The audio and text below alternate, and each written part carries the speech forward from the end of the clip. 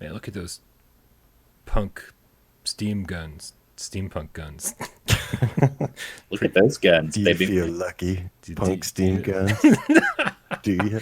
God damn it. Hey, look at that cute ass cat, man. He's on his way to us. Here he comes. Oh, the cat is on the way, and I'm going to say, Billy Paula Game Cat, meow. What's up, Void Cat? Farpoint rules. Noah person. Hello. Your long shadows. Oh no, you have a fever. Please get well soon. Hopefully it's just that's a little not good. fever. The fever you can't sweat out. You know what? You just need more cowbell. Todd Gio, what's up, dude? Great viewer takeover. Unicorn girl. Honor and Duty Steampunk? Yes, absolutely. Robert Sullivan, Bobby Joe, believe. Love you too, man. Believe in me. Believe. I got do that again, the never. cowbell comments there. Believe. Berber Cat, yo. Who else we got here? Joshua Taylor, Aceville, the Attack Cat, or as my speech to chat likes to say, Aceville. Jan, Yes, the Aceville. Game Wolf VR, in my bloody roar voice. Joe Grover, Bel Ramio. I am waiting for the day I can go out again. Really, it sucks. Sorry, man. We will come and free you. Am I the only What's one up, that Kev hears Greg? Joe Grover's name and goes, Joe Grover, send Joseph right over? Asmore Green. I gotta go faster. You're Game Cat in Sonic the the chat. Game Cat. Or see Gotta go faster, Tibsy. Duran Fan VR, Hack the Game Cat, Nick Nilo, Dave Page, Metal, Big Chungas, Scandrel, Just Incredible VR. Just saw your tweet, gave me a laugh. Dave Station in the chat. What's up? Dave's in the chat. Not too much. What's happening, Dave in the chat? I'm Brian Paul from the channel right here without Parole. This is Oh, PSVR. Brian, we can't hear you. Something happened. I can hear him. Yeah, I can't hear him. Oh, now I can hear you. Dave's technical Yeah. problems are starting to ruin the show. No. That was something on your end, I swear. Okay. I heard him just fine. Let me know if it happens again. AJ, pay close attention to and see whose end it's on. This is PSVR GamesCast Live, where we film live every 6 p.m.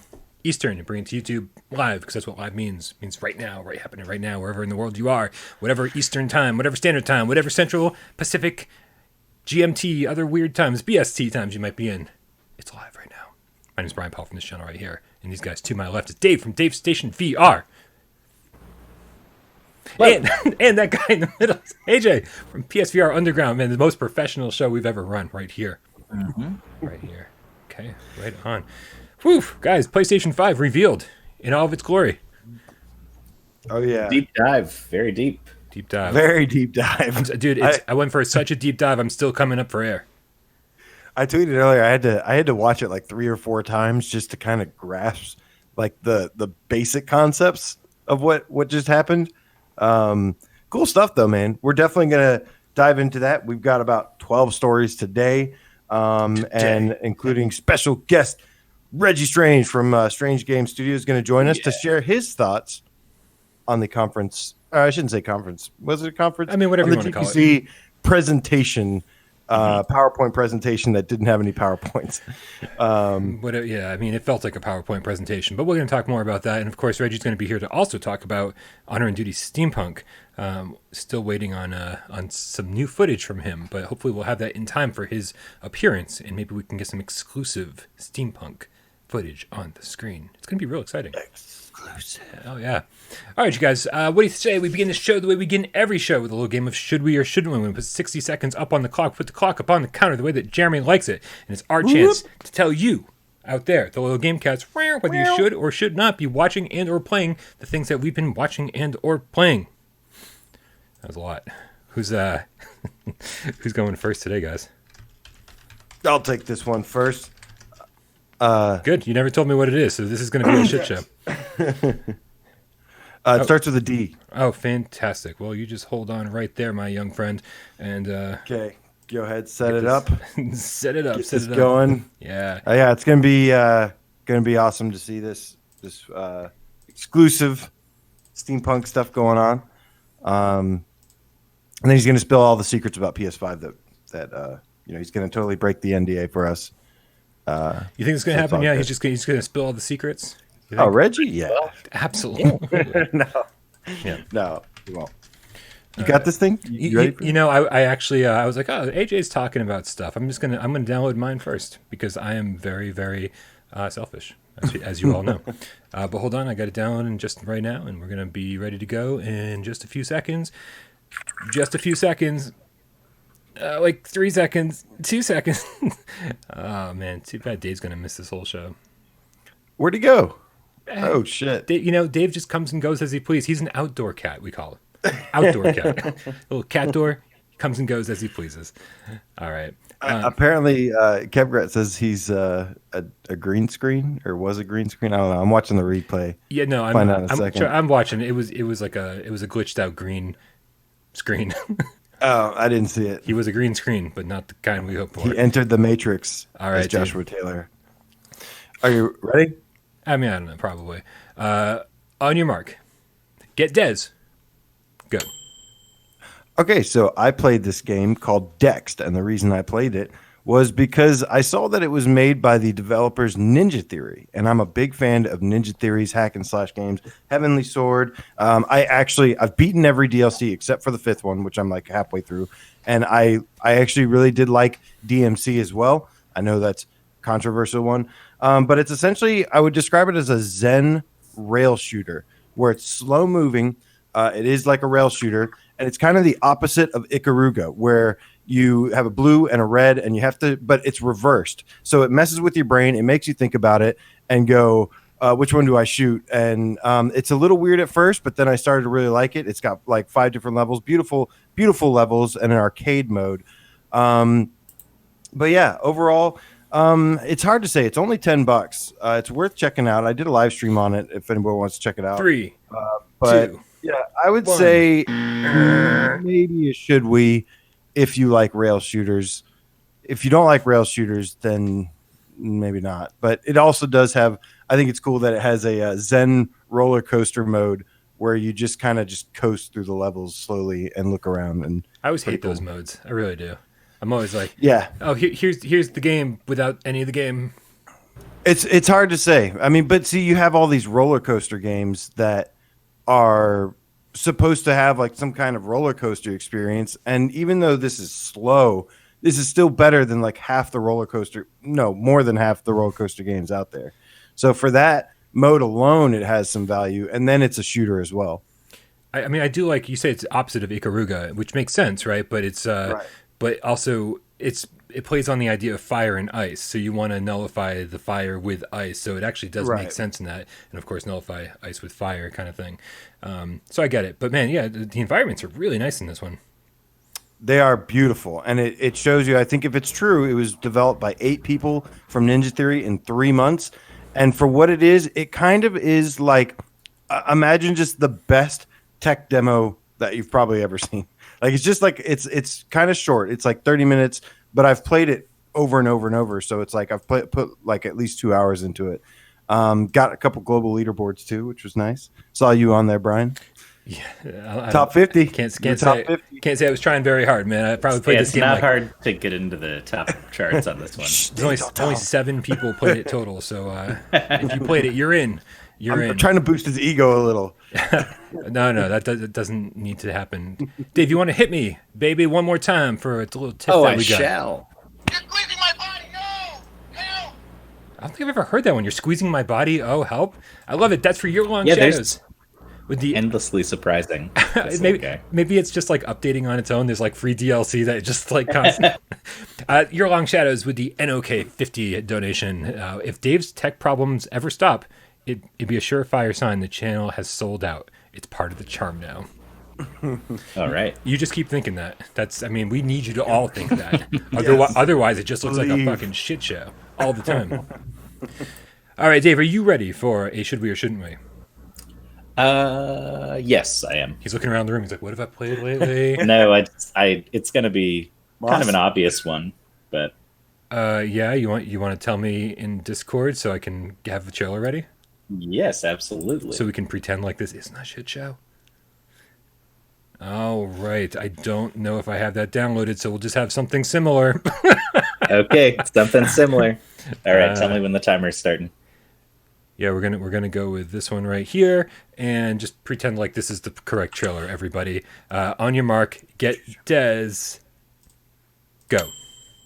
Okay, so this one just came out today, but I got to play it yesterday. and it's the Resident Evil 3 remake demo, which obviously I figure a lot of people have interest in here. I know you guys don't play Flat that much, but you got to check it out. It's just like the RE2 remake, very, very good, very polished. I just love walking through those streets of Raccoon City with all the fires burning everywhere and the cop cars, destroyed and stuff. And it's cool to see, like this takes place during Resident Evil 2, sort of, before and after and during. So you see different parts of the same city that we saw in Resident Evil 2 remake. And it plays really well. I mean, RE2 was great when they remade it, and I can't see any reason why this wouldn't be. So, it's free. Play it. Get excited. 11. I don't think 10, I used my... Okay. 9. And also... Oh, no, there's more. He's going to do it. No, I don't know. 5. No, that's it. All right. So, I'll just to tack on to what you're talking about. Back in the PS1 era, I always really liked that that RE2 kind of like gave you that first glimpse of the streets of Raccoon City.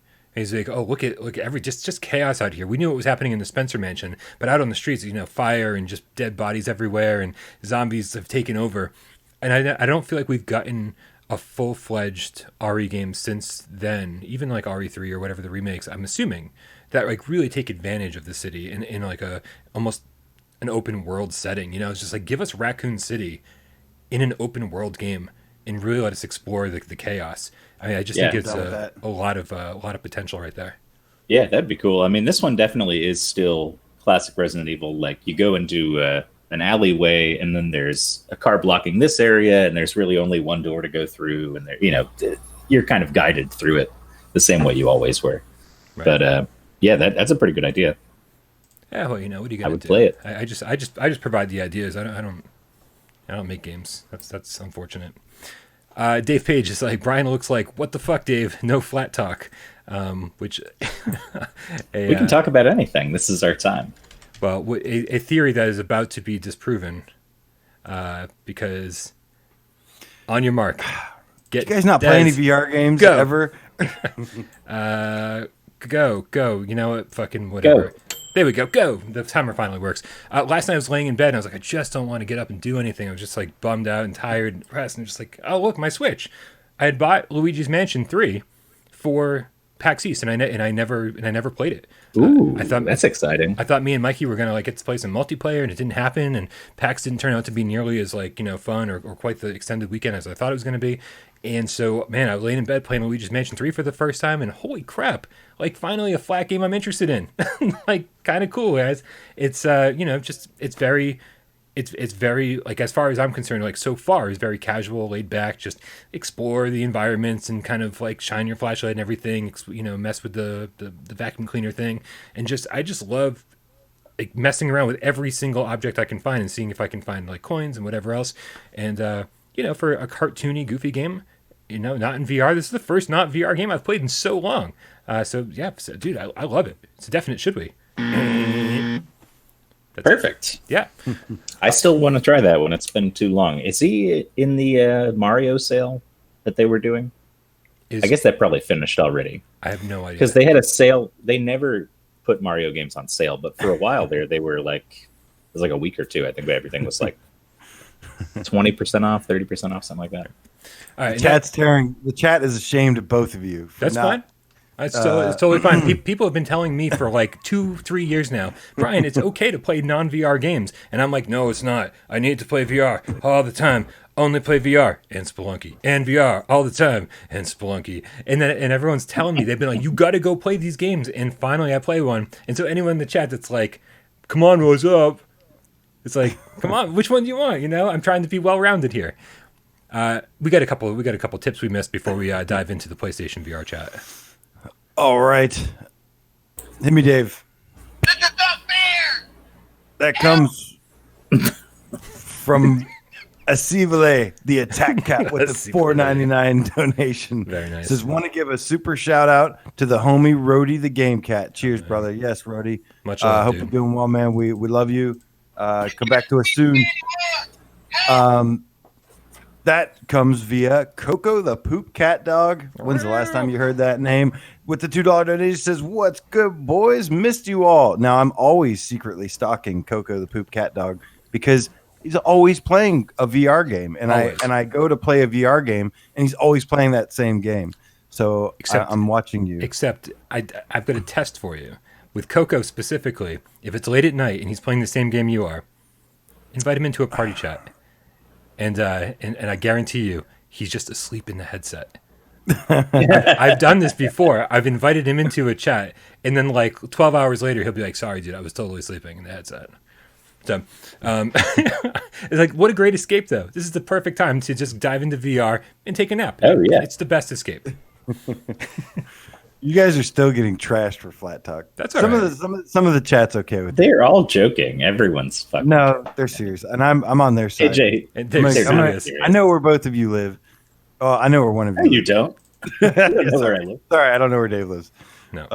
I probably couldn't find Brian anyways. Brian, it is time to get to the news, man. God, that Is I it really time need to think for of some. some news? No. I really need to figure out something. No, stop. I really need to say think of something better to introduce that. But yeah, we can just rip off Podcast Beyond for like the next 10 years, man. No one cares. we really shouldn't. You know, I mean, I know. What is it? Imitation is the biggest form of flattery, but no, I just. If that's the No, case, I then like- we I have like- a lot of flattery for the show. I like influences. I like to be influenced or influenced, but not. You not are an copied. influencer, AJ. Stop You're a it. YouTube Just stop influencer. it. No. But yeah, 12 items on the list today. And, A baker's dozen. Damn it. I knew you were going to say it. Actually is a. No, it's not. 13 is the baker's dozen. Right. Yeah, right. yeah. Sorry. This show is fucking off the rails from the word go, man. I love it. Woof. Yeah, this is. Woof. But yeah. So first up, we have an announcement of a new VR game, but it isn't confirmed for PSVR yet. But it's worth taking a look at. We're delving deep into Polish Paul territory at the moment. We are definitely getting close. Love you, Polish Paul. But it's called Sword Reverie. And it's essentially described as a love letter to sword art online.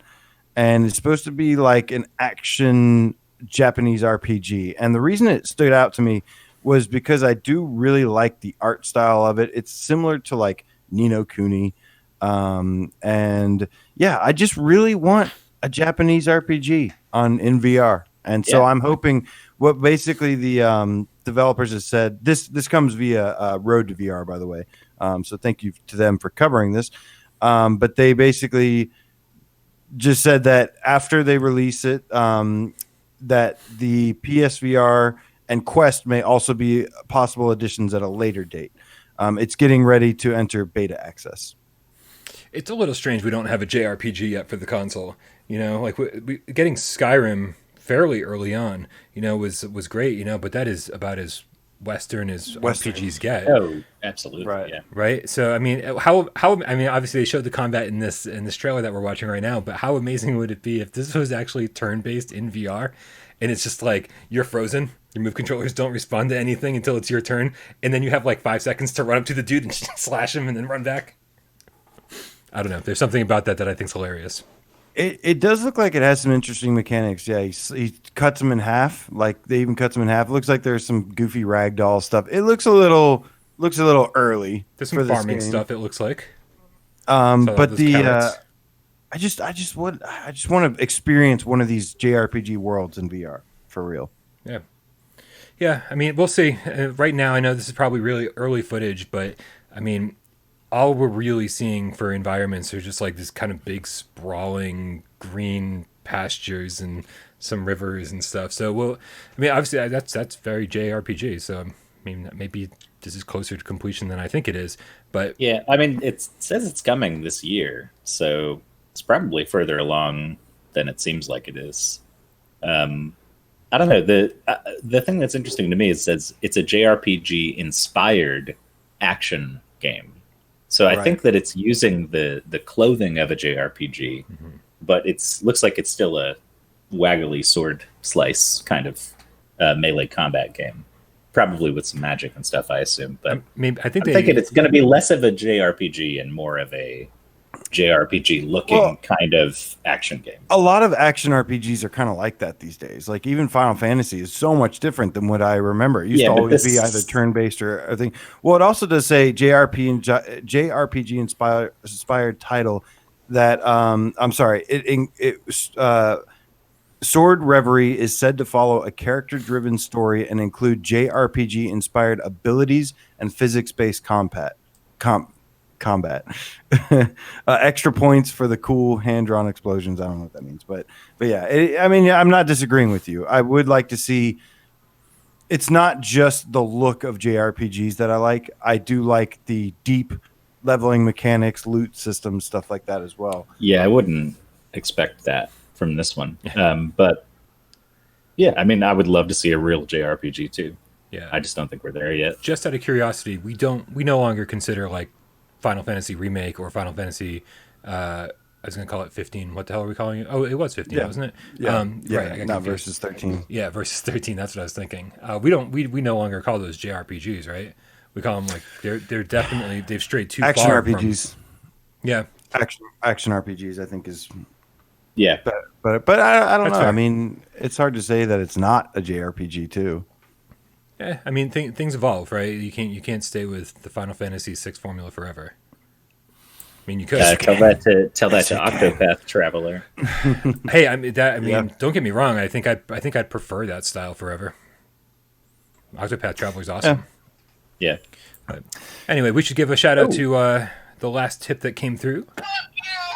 And that is for fuck you, Hugh Guyver, with the Australian $10 donation saying, hey, cats. Hey, right back. Hope everyone is doing all right. Pizza Fun deployed. Much love. Nick Guyver's what's up, cousin, Hugh? brother, Yes, / thank you. Someone's in the family. I was like, when is he going to mention Mac? You can't forget Mac.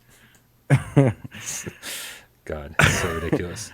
All right. So thank you to Corix, the game cat. Is he here today? Corix, you in here? I think I saw him a little bit earlier. I was like, are you looking at the chat waiting for a response? Let's just sit here and wait for Corix for a minute. Raise your hand, please. He notified me via Twitter that Disaster Report 4 has a demo that came out today. It's not going to be in the PSVR section, but it's going to be in the just regular games demo section. Brian, you had to search for it to find it. Yeah. When I searched for it, I couldn't find it. So, but essentially, welcome to the PlayStation Store, where everything's fucking messed up. This demo has a VR mode that you can try out, and it's like the first level of Disaster Report. Now, did you get a chance to play it, AJ? Because I knew you wanted to before the show. I did play it. Okay. Were you able to access the VR stuff right off the bat? I was able to access the VR stuff right off the bat. Excellent, because that's not the case in the normal game. So, and yeah, because you said you had to play it like, 30 minutes in the full game? It's like every time you complete another section of the map, basically, before you're able to move on to the next section, it kind of does a cutscene. You get a little achievement, trophy award, whatever, and it says, the next VR segment has been unlocked. Go to the main menu to play it, and so so you can either continue your game or go back to the main menu and then play this little VR segment, but each one only unlocks after a big section of the actual non-VR game. So you certainly can't play all 5 VR levels right off the bat. Right. Have you played the VR mode for this? Not in the demo. I've played in the Japanese version that came out like a year ago.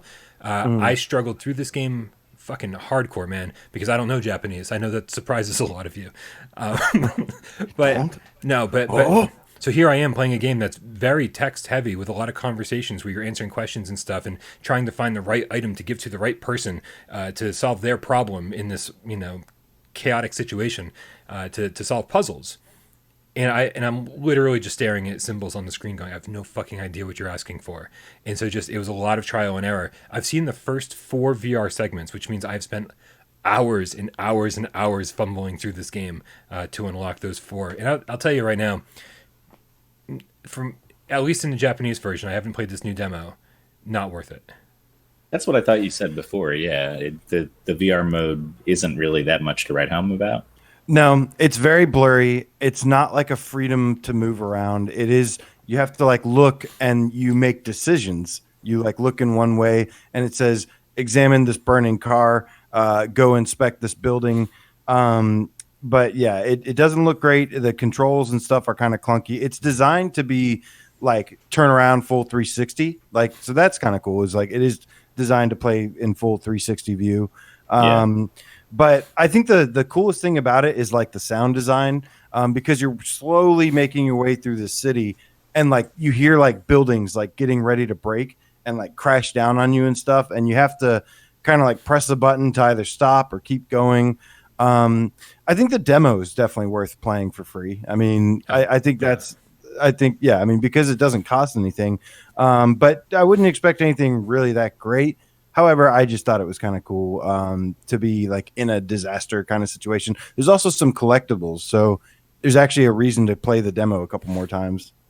I mean, the VR section specifically, just to kind of clarify things, the reason the normal non-VR game is so cool is because there's a ton of survivors in every section, and you're running around talking to them, and trying to figure out what people need and that kind of stuff, and it just feels like a real awful situation, and you're in it with a lot of other people. And then in the VR version, there's no other people. It is just these sparse environments, and it just this real alive scary world just seems completely dead. It just seems like way, way, way after the fact, like as if no one survived this fucking apocalypse. It's just just the structures remain, and they're just kind of slowly collapsing. Yeah, I will say though, even not knowing Japanese, I really enjoyed the gameplay of the non-VR version. So if you guys are interested in, if you played the old Disaster Report games, this is the best one I've played, and I don't even know. I didn't even play the English version. So if you're interested in this game, the VR part is an awesome bonus for it. But I would say for a $60 release, you're probably going to want to hold off if you're just interested in the VR part. Super rough for $60. I wouldn't do it for that. But if it was a lot cheaper, like I might be on the lookout, because I did kind of, even though I wouldn't like recommend it, like I kind of liked it a little bit. So I would maybe give it a try if I could. I'm trying to figure out if Dave's frozen or just deep in thought. Oh no, there he is. He comes. You have to move every so often. You never know. You got to move. I was watching the new Audica song because somebody in the chat. I know we're going to talk about it, but somebody was talking about it in the chat, and I wanted to hear it before we talk about it. Gotcha. All right, so yeah, make sure you go check out that demo if it interests you. Before we move on, sorry, go ahead. I think it was Professor Lilith said it's also under the free. Then under demos. Nice. Yeah, I was just checking demos, and then I searched by release date, and it still wasn't there for me.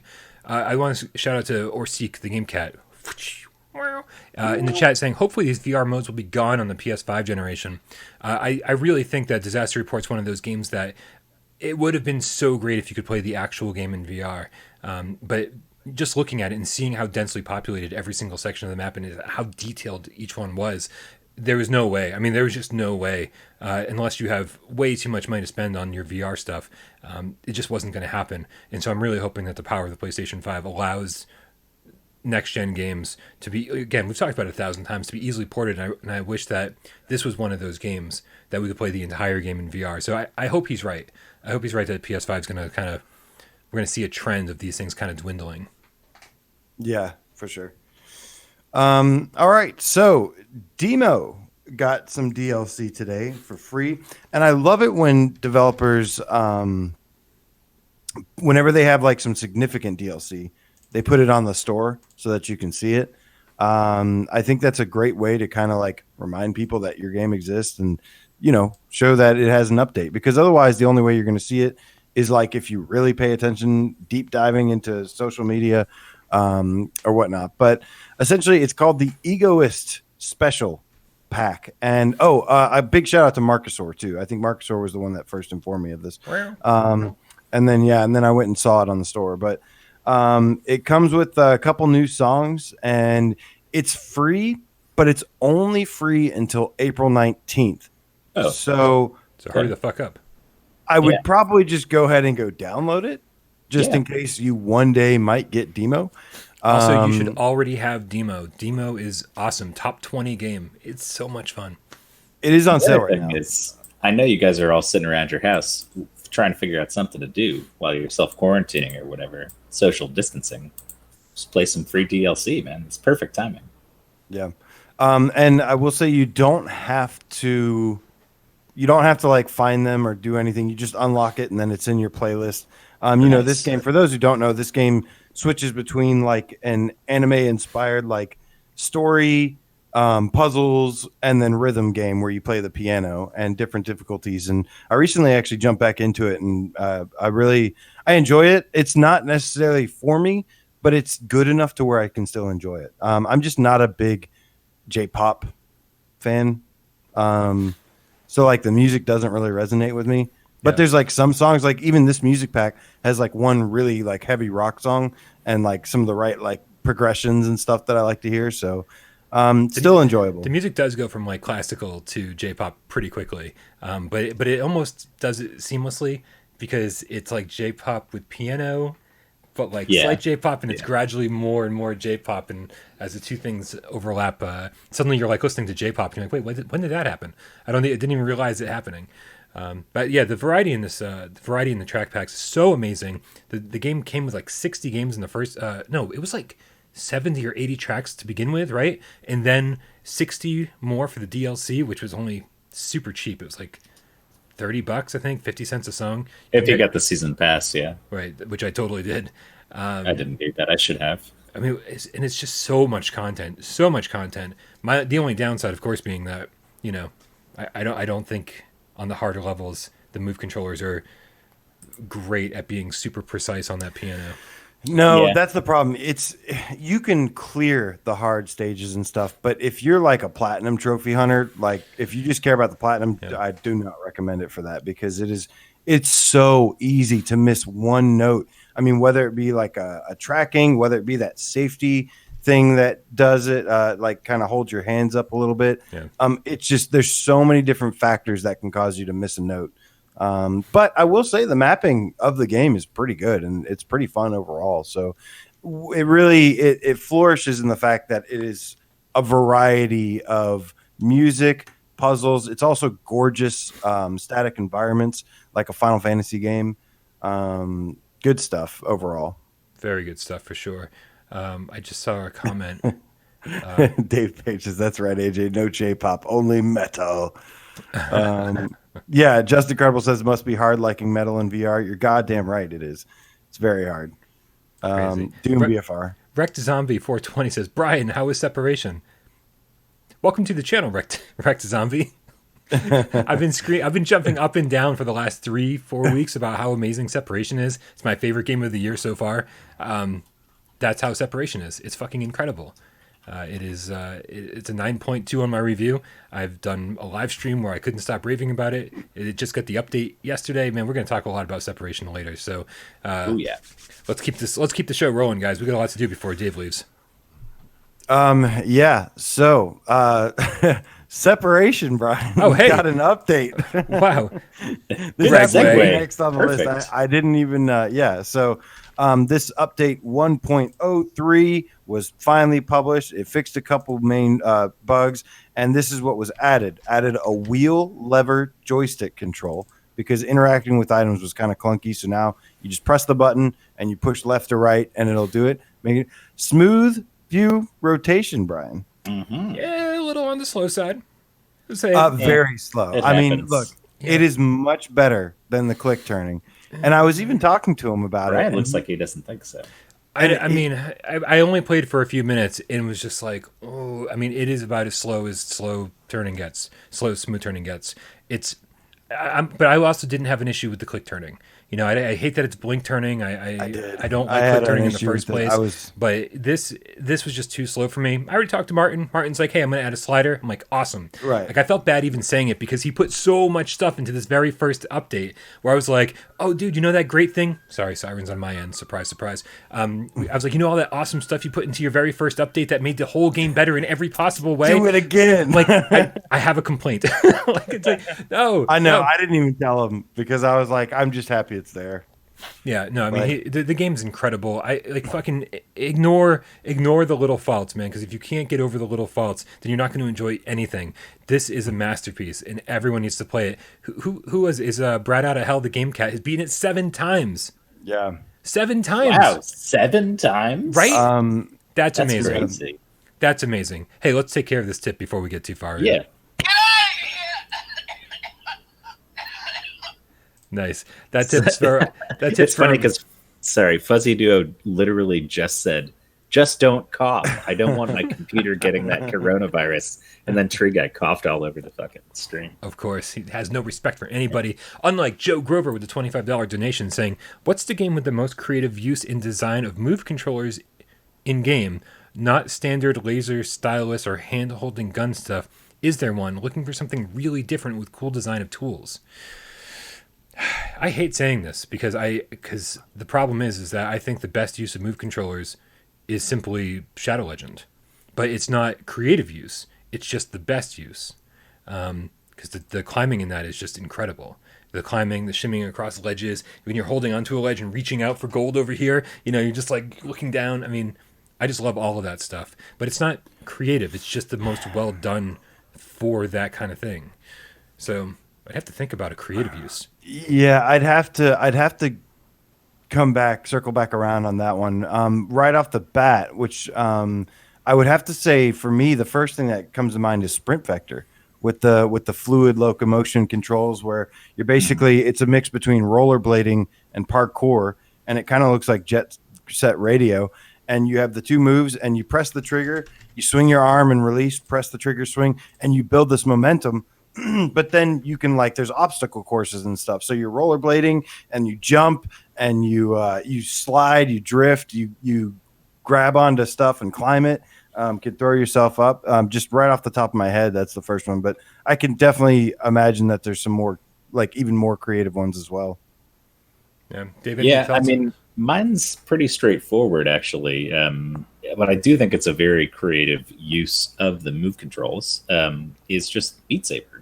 I feel like there's something so satisfying about the way Beat Saber is implemented with the move controls that, in so many other games, people say they're a limitation. Obviously, the design of the game itself makes it easier, but just they feel like the handles of lightsabers. And so it's much better, I think, on PSVR than on Quest or something else, in a tactile way. Yeah. When we're talking about move controllers, and obviously, I said Beat Saber, yeah. Okay. So I don't know, not the most exciting answer, but I think they did a great job, and it's just so simple, so effective. But it's the kind of controls you could never have outside of VR. So. Yeah. I agree. I totally agree with you. That's an interesting answer too, because you're right. About when I play Beat Saber on Quest, it's like these don't feel like lightsaber handles. Yeah, Yeah. Get these little claw things. Yeah. All right. Get out of here! It's hard! Thank you, Joe. That is from Phil Saunders with the 2 donation. Says, "Hey guys, how we doing? Doing great, man. How are you? How is everybody doing today? Exciting stuff to talk about later. Got a special guest joining us in a little bit. Yeah. Good stuff, man. Good times. Yeah. Thanks for the easy to answer tip, man. We're all doing pretty good. Hunkering down here, quarantined away. Yeah. Nobody's got the cough yet. Nobody's got the fever. Nope. No. So. I did see my whole family today, though, and I was the one that no one was worried about because they're like, Brian's been secluded for a year, so everyone else in the family is like, oh, stay away, no hugs, no kisses. Brian, hey, come on over here. All right, my family's a bunch of canines. I didn't tell you guys. Okay. I wish I told you. Raised So this by wolves. This wasn't the only part of the. This wasn't, It wasn't the only part of tip the either. update. I'm sorry to interrupt you. But All right, that is Belramio, the game cat, with the €20 donation. Says my laptop battery is done and I am too lazy to grab the cable, so we'll watch on phone. Okay. Tipping with phone is meh, so take that pizza cash now. Still don't get your hype for separation though. Bizarre Barber looks more fun. Monkey in shame And yes, Has you shame played? on you. Have you played Separation yet? Yeah, have you played Separation and have you played Bizarre Barber yet? I can't keep everyone kind- straight. Some people are saying they've played it. Some people are saying they haven't. The people who haven't played it, I can totally understand. It looks like a walking sim. Ooh, Dave's all fuzzy. There we go. Thank you so much for the donation, Bel Ramio. Man, okay, do we have more to talk about on Separation? Yes. And also in the update, there was an increased view distance. Yes. Have you had a chance to check that out? Because I haven't gone in post-patch yet. It looks Is nice. it I notable? did. And Significant? the whole game actually looks slightly better. Like it looks sharper. Nice. It just looks like a sharper game all around. Like I didn't see anything in the patch notes about a resolution about upping the resolution, but it looks like he did. It does look a little sharper, but the draw distance and I praised this game before on how there's like not like any really bad pop in, and this just made that look even better. Like how the world as you get closer slowly fades in. It does it really well. So pretty awesome. Yeah, I was worried that this update might, because of the increased draw distance, it might get rid of some of that awesome eco vibe with all the fog and the things fading in. Right. No, it's like being able to see more of the world and seeing more of those structures in the distance actually improves that feel. So, Yes. hey. And we are eventually going to do a spoiler cast on this, but not yet. Yeah, we were thinking about maybe tonight, but it seems like tonight's not the night for it. So apologies to anybody who I keep telling people maybe this time, maybe that time, maybe that time. Really sorry. I just keep wanting to do it and not being able to. But we'll get to it shortly. As soon as we can. So in addition to this, there's a new music track which I haven't heard yet, and he said there's Moonlight. And he ended the tweet by saying, "Please don't let it break anything new," because that's how patches work. Did he get rid of the reticle? People were asking for him to get rid of the reticle. Not yet.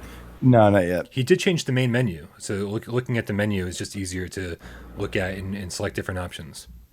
Okay. But that's it. All right, move on, guys. We got 18 minutes before David has to leave. All right, so there is a new game reportedly coming to PSVR called, and you featured this game a long time ago on PSVR Theater, I believe, and it's a silly looking game. It's called Spuds Unearthed VR. This was supposedly supposed to come out the 20th, I think tomorrow, but then they said that was a mistake. I think Polish Paul actually found out that was a mistake. So thank you, Paul, out there. Hope you're doing well. Don't ever say that. But yeah, this looks like a silly tower defense, first person shooter kind of deal. Hey man, they get their fucking work cut out for them. If they want to do a wacky zany tower defense game, hey man, good Goliath is on its way. It's like who knew that we were going to have another wave shooter war coming our way. So I actually just looked this one up on Steam and did some research on the devs. It's the same people who made Never Out. Do you remember Never Out? Yes. It was that puzzle game where you're in the cubes and stuff. Started on mobile VR. It was just okay, but it was a mobile port, so what are you going to do? But this one is on Make Steam. it better, Dave. Is that a possibility? Well, this looks way better from what I'm seeing, and it's got 8 out of 10 on Steam, so people tend to like it, apparently. Nice. It says it's a mix of a god game and an RTS. I like that. It's zombie potatoes coming at you slowly, and zombie potatoes. I'm totally down. Yes. As long as there's They're zombie zombie. potatoes. You know what it reminds you of? It does remind me a little bit of like Plants vs. Zombies, a little bit. But like from a view, on the cartoon style, it kind of reminds me of Worms too. Just a little bit. I don't know. I love Worms. Worms is so good, man. I do too. I love Worms. I played the early ones, like when they were still 2D. I haven't played a 3D. They're still 2D, I think. They're still pretty good too. Everything's flat still. I thought the Dreamcast one was. I don't know. Don't mind me. Oh, maybe The cover art can be misleading. It makes it look like it's Fucking not cover pretty, art. but yeah. There's a pretty good review here on the Spuds Unearthed Steam page. This guy says, a fun action RTS VR game, or, if in Ireland, an adult VR sex experience that was much better than I expected. That one, I wish Petrifying Pumpkins was here. I don't. The only Irishman I know. Dave, you want to hit that for me, buddy? Oh, certainly. Okay, that tree land is from JC Me with the $10 donation saying, "You guys saved me from wasting time and money. Keep it up, crew." That's what we hope to achieve all the time. You know, That's you, Jay. I hate nothing more than what are you doing? You guys are fucking weird. Anytime. What are you guys doing? Sorry. Like I hate nothing more than like publishing a bad review where I have to like slam a game and tell people how bad it is. But when it saves people money, then I know I've done my job. So awesome. Thank you so much for the donation, man. We really appreciate you. Oh yeah, well, this is supposed to be coming out within the next few weeks, so keep an eye out for that, and we'll see what happens. We shall see what happens. All right, so Beat Saber has announced a Timbaland pack. I actually thought that there was going to be a metal pack this time. I thought this was the one. I listened to a little bit of the music, but I don't know a whole lot about Timbaland. So this one on the surface should be really exciting to me because I've said for a long time, okay, I want stuff that's popular, but that I actually like. Yeah. And there was this era of Timbaland produced stuff like Missy Elliott, Aaliyah, that Nelly Furtado song Promiscuous. I don't know if you guys know that song. Some songs that I really liked from that kind of era of like pop R&B, hip hop radio. And he's got a really cool production style. It's very unique. But these are all brand new. And he's released stuff recently that I've heard, even with like Missy Elliott and stuff, that I was just like, this really is not that good. So what I think really is that they're just getting him on the cheap. Because that song they had in the preview or whatever didn't really catch me too much. And I like the guy. So I'm kind of like disappointed that they're not. VR Grid mentions also he did a bunch of stuff with Justin Timberlake. Like Future Sex Love Sounds. That album I think was all Timbaland. But I don't know. It sucks that they're not using any of his classic kind of memorable, notable hits. So I don't know. It's just going to be brand new stuff only for Beat Saber, which I can't imagine he's bringing like his A game to. And I don't even think he has an A game anymore, if we're being totally honest. But well, let me explain something. So I did watch Yaroslav Beck's video on this. They've also passed a huge milestone. They've sold over 2 million copies of Beat Saber, which is wow. definitely has to be like the leading VR game right now in terms of sales. Oh, unless you count Resident Evil 7, probably. Current. Only 1 million people played Resident Evil 7 in VR. Yeah. Only 1 million. Fucking scaredy cats. But he basically said that this was somebody that they wanted to add into the game since they like first started making the game. So it's not. I saw some comments about them being like, "Look, this is great and all, but like, when you guys are going to start listening to the community and like put in some stuff?" And it's like, how the hell do you know what the community is? I want metal. Other people want like Fall Out Boy. The other thing, Timbaland is like a pretty well-known producer. Like he's a mega producer. So even if they have this roadmap for satisfying what people want, if Timbaland comes along and says, "Hey, I'll do 5 songs just for your game," right? You got to take that opportunity, man. Like even if they're not the best songs, if he's not in his prime, if you're Beat Saber, you can't pass that up. You got to do that. So it makes sense. Yeah. I mean, in my book, they haven't made any missteps yet. Obviously, we'd like some diversity, but the fact is that this is the mainstream stuff. This is what the majority of people are looking for. Just because the vocal minority is very vocal, most people are actually buying the new content and playing it and loving it. And eventually, as their team grows and they're able to release more content, I think we'll see more variety. But for now, I think this is right on brand for them. Fuck you! My dream world! That seems like such a response to what I was just saying. Fuck you, Brian. That's from the Frowny Game Cat with the $5 donation saying, I can't make the purr sound. You guys made fun of me. Go ahead, AJ, do it. Purr me up, baby. Cats everywhere. That's why I don't do it. Let's see if Carlos can do it. Hold on. Oh God. You ready? Sure. Oh God. This is the biggest diversion we've ever had.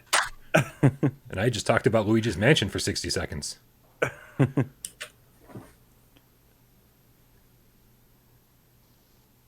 He's not purring. Oh, okay. All right, hit me one more time, Dave. Okay. This is my dream place. This is my dream world. And that's Your Got Long it. Shadows with the 50 NOK donation saying, "Scaredy cats are still cats, Brian. No discriminating."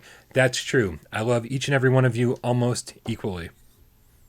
The people who can play Resident Evil 7 are way better than the rest of you, though. I was waiting for that. I need people to vote in my favor next time. All this Astrobot love is killing me. As the second best game on PlayStation VR. Astrobot.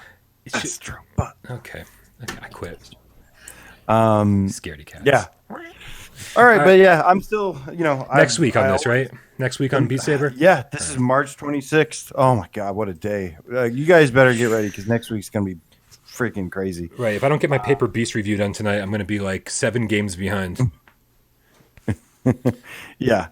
But yeah, nice surprise as always. I knew we were due for a new one, but the way he responded to that one person, like, I realized that was just like kind of a deflection. Like, but I've got mad respect for Beat Saber, mad respect for these developers and stuff. They're very friendly and very kind, and they're just, the game is amazing. So there's really not much you can do other than just be patient. Get the fuck out of here. Fuck you. I got this one. Duran Fan VR, the Game Cat, meow, with the $2 donation says Slayer, Rain and Blood. Okay. Pack for Beat Saber, That's please. fair. Yes. Like blast beats, man. Oh, your arms would get shredded.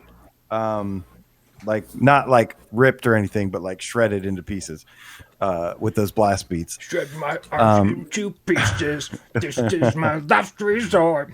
Suffocation, no breathing. Fucking hate that shit. Actually, somebody. I just get so sick of it when it was on AF like 24/7. What's our next story, guys? We gotta move on. All I don't right. know. So, two quick things. We're going to run through these two real fast because we've already talked about them before. Blind Spot did get an update fixing some minor bugs and stuff. And then Iron Man, we talked about last week that Iron Man got a demo, not released, but a demo popped up on the little PSN coding thing that usually means one's coming. Yeah. Well, that was only in the Asian store. Now there's another one of those has popped on the US and Europe store. So it seems like we'll be getting an Iron Man demo in every region. Everyone rejoice in the streets. Yeah, real quick on that blind spot update, since I know I'm like the only person on the face of the planet that cares about this game. They actually fixed some of the translation issues. So you might, if the story didn't appeal to you the first time around because you were just like reading and it was just like Google translated, it might actually appeal a little bit more to you this time around because it's just a little bit more seamless. All those text messages were at best translated. I kind of feel like sometimes that's like a benefit for me. Like if a game has some rough edges and one of them is English, like it's kind of entertaining. Yeah. I don't know. Well, that and Stuff the movement speed for walking got improved as well. So certainly. Did anybody buy Blind Spot? Does anybody actually care? Like, I think it's a I decent bought it. I game. don't remember. But I no, don't not think I you. did. Anybody in the chat, if you bought Blind Spot, please let us know. I'm curious if anybody at all bought it because I don't think anybody did. So speaking of next week, Brian, Atex Cybernetic is apparently this is actually another thing from Polish Paul. Fresh News You know in the what? Village. Seriously, This is we the keep Polish Paul show referencing. now. Oh my god. Well, we've been waiting on this game. We knew they were going to release it around this time, but Polish Paul actually spoke to them, something I forgot to do, and actually said that it's supposed to be releasing in the EU the 26th, and then he said the US later. Now, I don't know how accurate that is. It sounds kind of weird, but yeah. I could see that happening. Every so often, EU gets a release first. Every so often. Okay. Not frequently. But yeah, this is a game by the X-Real devs, same people making Zero Caliber. And yeah, apparently this game's really fun. So very much looking forward to this. This game has potential to steal the show next week.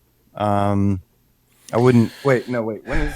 So 26 is next week. It's next Thursday. Wow, next Thursday is so stacked. Right, next Thursday is the Room VR, and Tuesday is Paper Beast, I believe, right? Paper Beast, yeah. And then if this also comes out on Thursday, that's 3 big games coming out next week. And when is Yeah. Down the Rabbit Hole? Is that not the?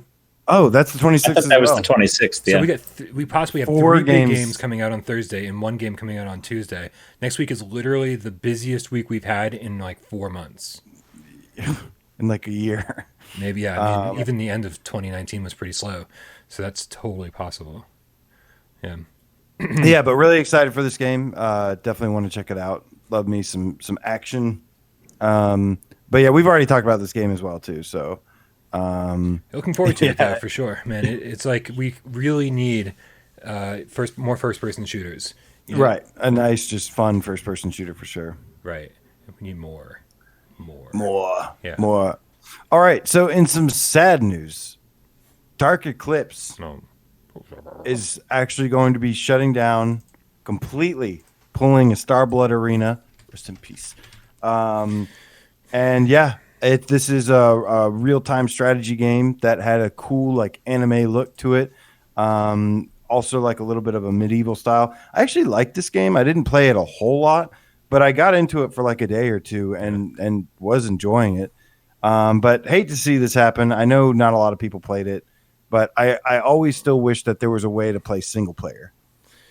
Yeah, to not even patch in a single player option before it's shut down. It just seems like such a waste. It's unfortunate. It is Starblood all over again for sure. Although Starblood, I mean, we had a very, very loyal community for that game. So this might not be but exactly the same. Yeah. You know, you step away for a couple months, and then yeah, you'd love to come back to play it. And I've been actually wanting to play Dark Eclipse for a while now, and then I hear this, so definitely gonna have to play it and get back into it. But yeah, it is a MOBA. Perfected Insanity says MOBAs are so mobile devices. It was fun though. It was fun. Trust me, I'm not a mobile person, but it was good. Yeah. It's all right. Dave, Yeah, sorry. Everyone's yelling at me because I called it a real-time strategy. It's a MOBA. This just proves I don't really listen when you talk. I apologize. All right. So finally, Audica got some DLC. It's this song called "Stuck" by Semaniac, and I got to check this out today.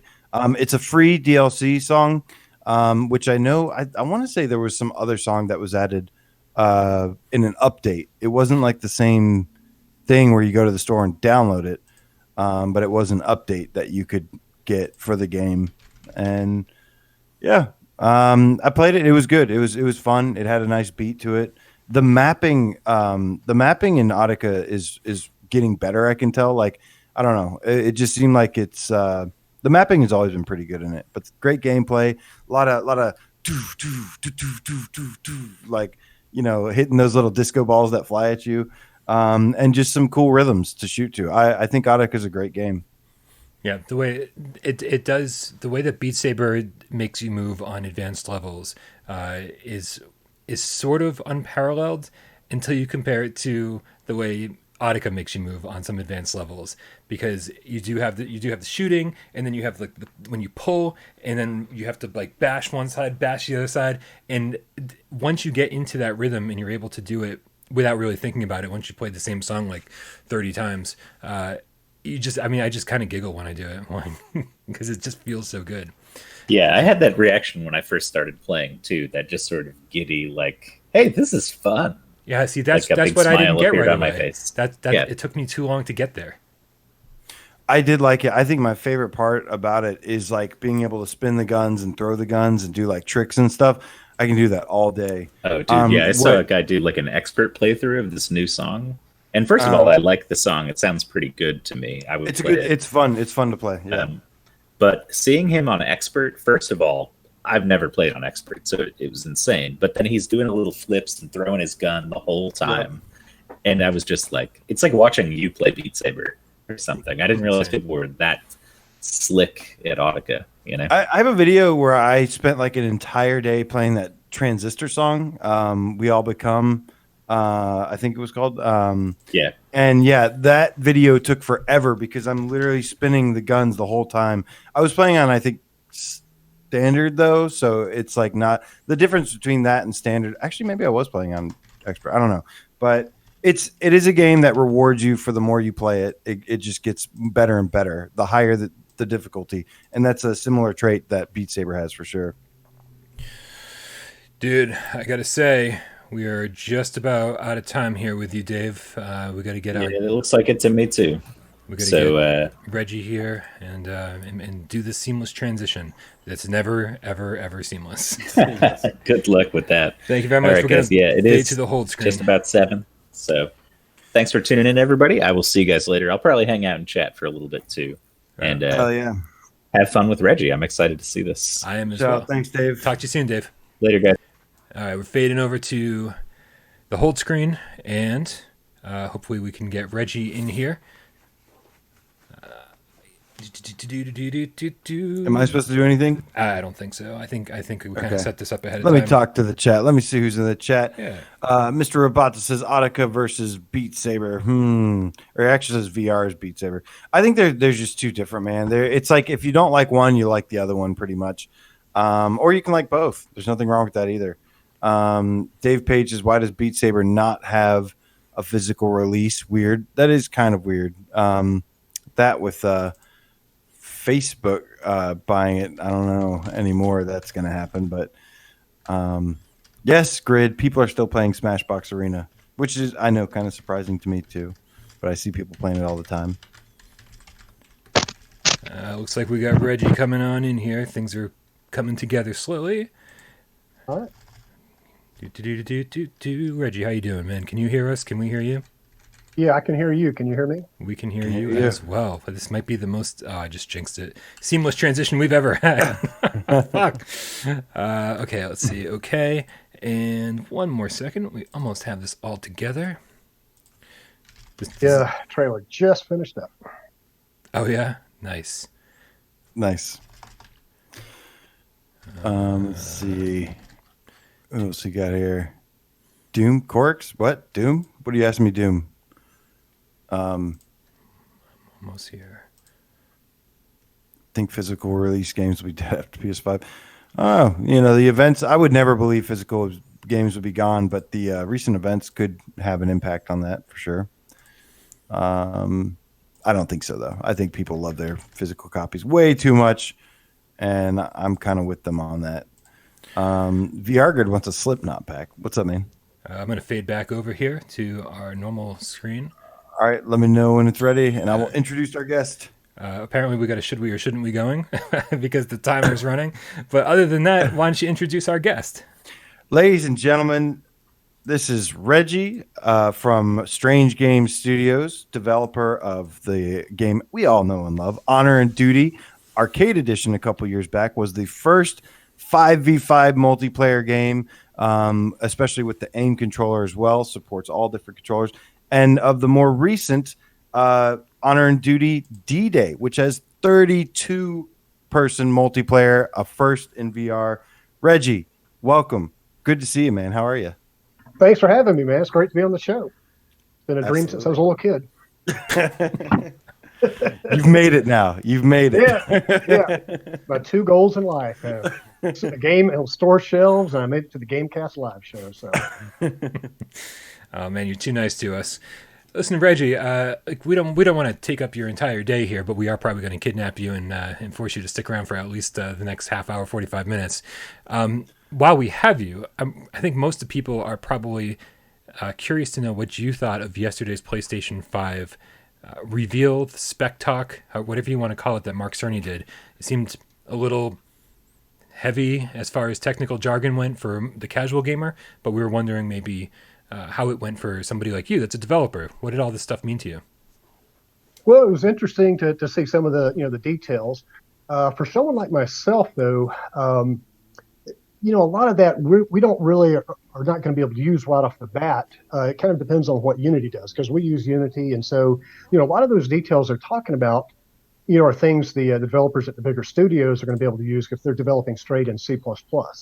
So while some of the stuff they were talking about, like texture streaming, that's going to be awesome, but until it's supported in Unity, we really won't be able to do anything with it. So to me, it seemed like that talk was really geared at a lot of the studios kind of in between us and the really big studios, because the big studios, they've known this for a while. They know, they've been working with Sony.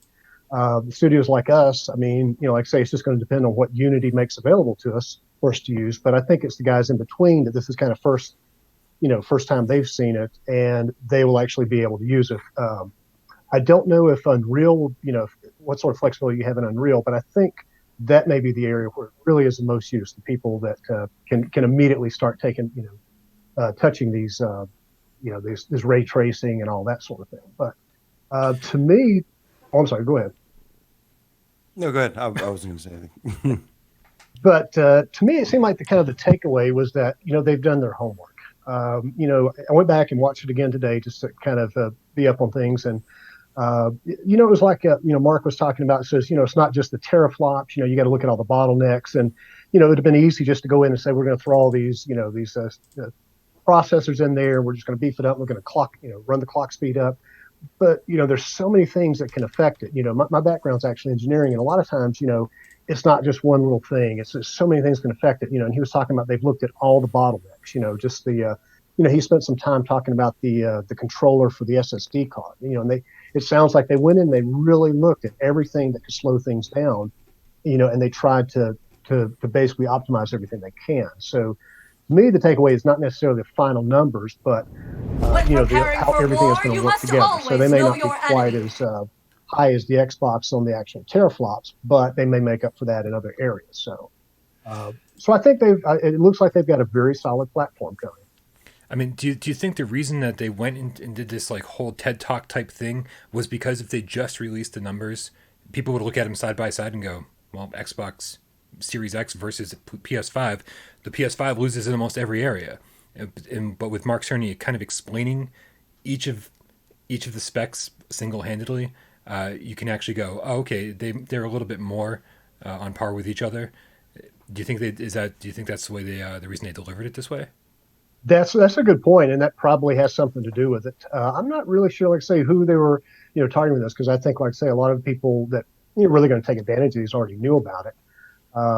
So I think it was just kind of just to get some information out there, and like you say, it does give all the pundits the ammo to defend the PlayStation if you've got a lot of people criticizing it. So yeah, I think that's probably a good reasoning for it. But I think so too. I had to watch this thing probably 4 times in the last 24 hours just to like grasp the basics. It and I have to be done.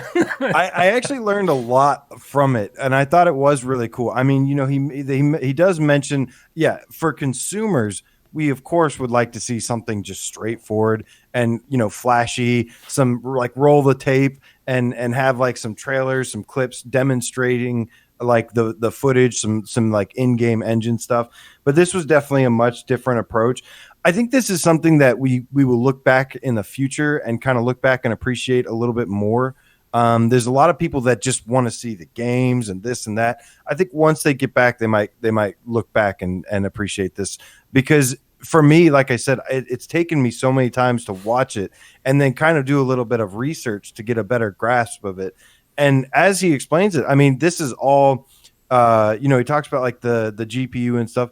It's all custom tailor made, it sounds like, which is really cool. It's not just like, these parts that they buy in and they stick them together. And it seems like they really went in. I mean, he's talking about like the size of the CUs being bigger on this one. Like it has less CUs, but they're like bigger. I think he said triangles. And you can fit more in there, and just all this little technical stuff that kind of just made me go cross-eyed. But yeah, I did appreciate it once I read into it a little bit more.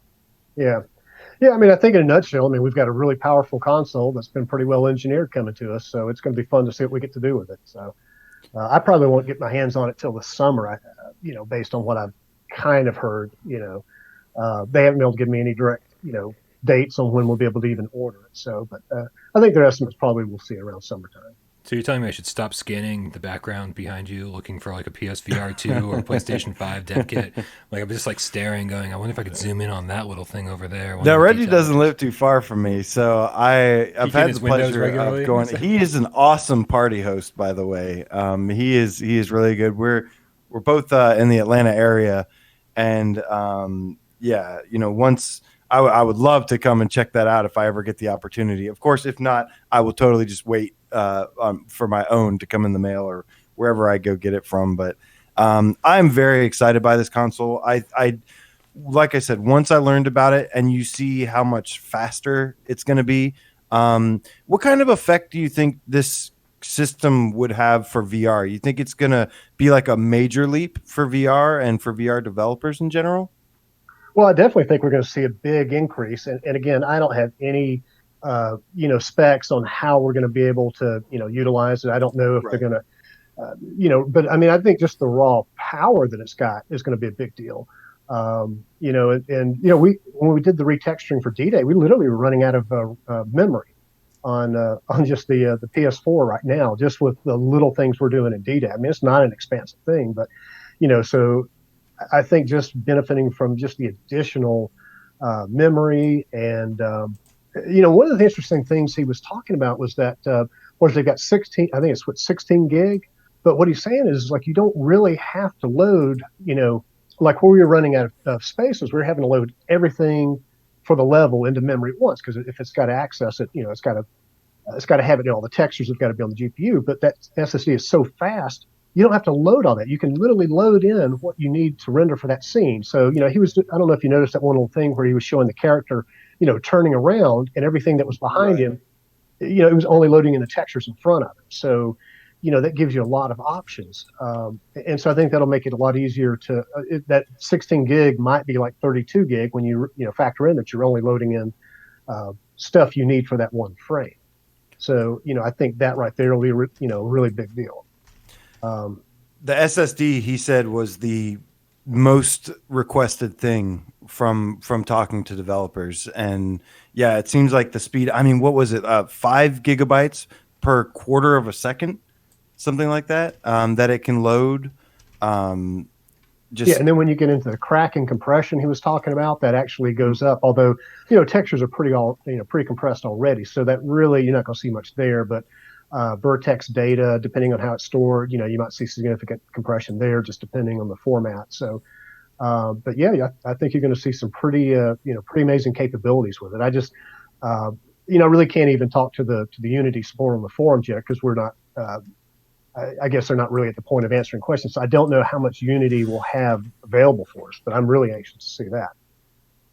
That was one thing I thought was very interesting. It seems like some of the best things about the PS5 right now are also like some of the most worrisome, like that had me like the most worried. It seems like they're still figuring out some things, which, it seems really close to launch. So I like it in a way that they're trying to push as far as they can ahead with what they can get away with. But it's also kind of nerve-wracking that you're trying to produce a product to millions and millions and millions of people, and you're still trying to figure some things out. Is that just normal? Is that just like how things go, and you kind of just throw it out there, or does like everything should have been ready a year ago? I don't know. I've never worked in that part of engineering where you're actually making a physical product like that. I would imagine some of the software items, some of the coding that maybe goes into the to the ROMs or what that sort of stuff can probably be finalized pretty late in the process. But I would have to think at this close to launch, they've really got to have your layouts of your board design, which is affected by chip size. So I don't know. Yeah, I would think that this stuff needs to be locked down pretty close, very, very soon. It seems like this generation more than any generation before, Sony's in a very reactionary position where they seem to be like waiting to hear about what Xbox is doing and then reacting to that, saying, okay, we want to make sure it's comparable, but also probably cheaper and whatever. And I feel like this is them just kind of taking baby steps toward launch. But you're right, man. They've got to make some final decisions very, very quickly and get this thing out the door. Yeah, I mean, like the DMA controller and that sort of stuff. I mean, I think that has probably been locked down pretty much. But as far as like what drive, what physical SSD drive, I mean, they may still be negotiating with the manufacturer of that for final specs on that. So I don't know, but I mean, I would think like the major things are pretty much already locked down.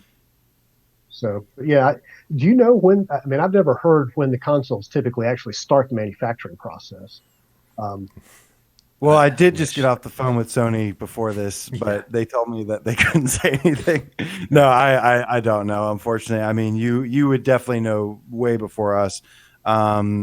But I was going to say another thing that was interesting was you mentioned the 3D audio. I didn't realize. Now I know the 3D audio has been kind of tricky, especially when it comes to like party chat, broadcasting, stuff like that. But I did like how he mentioned that. I guess was it PS2 or PS4 that it didn't have like the best audio design.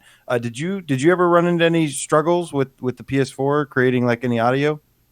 I have actually had some audio issues where we had sounds dropping out when we had lots of sounds on screen. It was one of the things that just kind of happened in a few places. And based on what I'm saying, I'm wondering if now if we were just kind of overrunning the amount of audio capabilities of the PS4. But so I thought that was kind of interesting. But yeah, I'm really excited about what they're doing with the 3D audio. Yes. Yes. Yes. And interestingly enough, that could be one of the things that PS4 titles actually could take advantage on the PS5 conceivably. A lot of the stuff he was talking about, like the advanced shader capabilities. I mean, if the game is not written for that, and you couldn't write a PS4 application to take care of, to do PS5 functions. But, audio stuff like that, I mean, it's kind of very high level. Like you basically would send your sound and say, play this sound at this position, this volume, or whatever. And then the operating system takes that and does it. So a PS4 title running on a PS5 could potentially say, play this sound here, and the PS5's, audio rendering could then do that, all that processing on that sound. So I'm kind of interested to see if PS4 titles running on the PS5 will, basically have an improved audio experience because of that. So that would be something they definitely could do. I don't know if they've written their software to do that. So He did say that the PS4 had more struggles, but once he said one of their biggest advances was the 3D audio with PS5 that created about 50 different inputs. And he said if he implemented this into what was I forget what the new audio system that they talked about was called. Brian, do you remember? No, Tempest. I was snoring, I think. Are you talking about Tempest? Tempest, thank you. Yeah, he said like if he implemented the same like technology or something, but with what they used for PSVR into the Tempest, that it could basically enable the use of like 5,000 different sounds. But and I think I'll tell you one of my favorite things in Honor and Duty is the sound of the sniper rifle. That Cool. is one of my favorite things when you get that shot, that headshot, and there's something just about like the clinking of the sound. I don't know, something about I think it's the Springfield or M1 something. One of them is just the sound of that is so satisfying. I love that. But that's important for VR. That sound design is, I 110% agree with him that sound design is just as important as graphics in terms of like being immersed.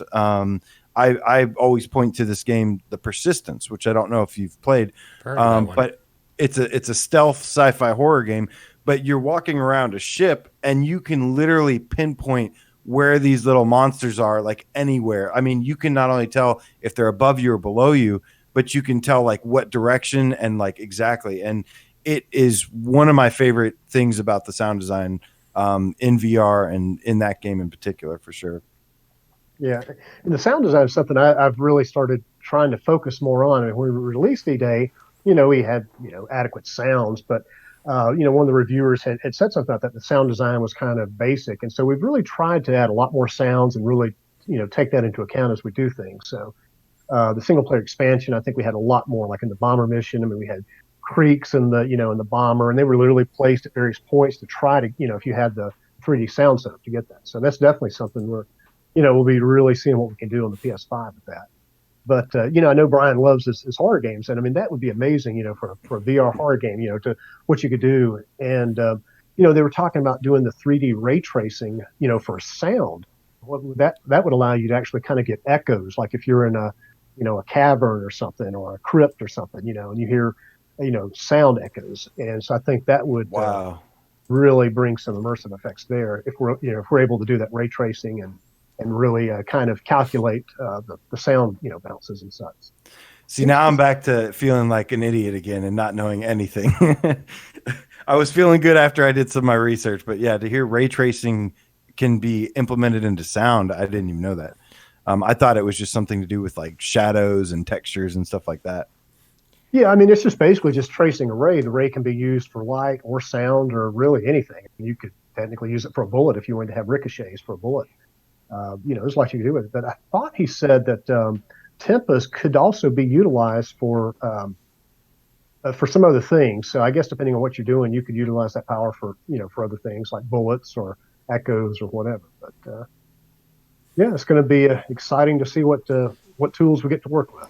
Very, very exciting. And Reggie, I kind of want to pivot a little bit, and I've been copying and pasting questions for you from the chat this entire time. Yeah, I caught one too. I want to start with. Well, first of all, real quick, Reggie, thank you for not only joining us, but thank you for shedding, your side of your insight on that, because, it was met with a lot of mixed reactions yesterday, and like I said, this is something I think we'll look back and appreciate more, but without having like an official hyped up E3 style presentation or announcement, state of place type of announcement, I think it caught some consumers off guard that are just ready and excited, but I've told Brian a million times, the only way they could ever lose me is if they say they're dropping VR support, and that's just not in the cards. So, but thank you for answering that and sharing with that. I haven't looked back on any of Mark Cerny's other very detailed tech conferences and said, I appreciate that now. Yeah. No, I've watched all of them and gone, oh man, I'm so glad that this is happening. Maybe Sony's learning their lesson for next time. And then every time it happens, I go, holy crap, they didn't learn their lesson last time. This is not consumer friendly. For the 7 people out there in the chat going, it was really good for me. You're in the minority. I promise you. You're fucking awesome. You're smarter than the rest of us, but you're in the minority. A couple questions here for Reggie. Perfected Insanity says, I want to fly planes in Honor and Duty 2. So I don't know if that means D-Day or your upcoming Honor and Duty game, but it says, will it happen, Reggie? Oh yeah, definitely. We've already got a plane working in D-Day right now. Single player. Yeah, actually in the training ground. So, but it's not actually, we had to, take it out when we released the patch. But so we do have it in there working. And actually, I just gave that to Cameron this week to work on. So he's going to kind of take what's rough there and kind of, polish it up and get it actually kind of playable. But we do actually have the mechanics working. And as far as D-Day, or I guess the next thing, which would, if they're referring to Steampunk, we really haven't thought about what we're going to do with planes in that. I'd like to put some in there, but we really haven't worked that into the story just yet. So we'll see. But probably once we're going to work in D-Day, probably we'll work them in somehow. It's still happening.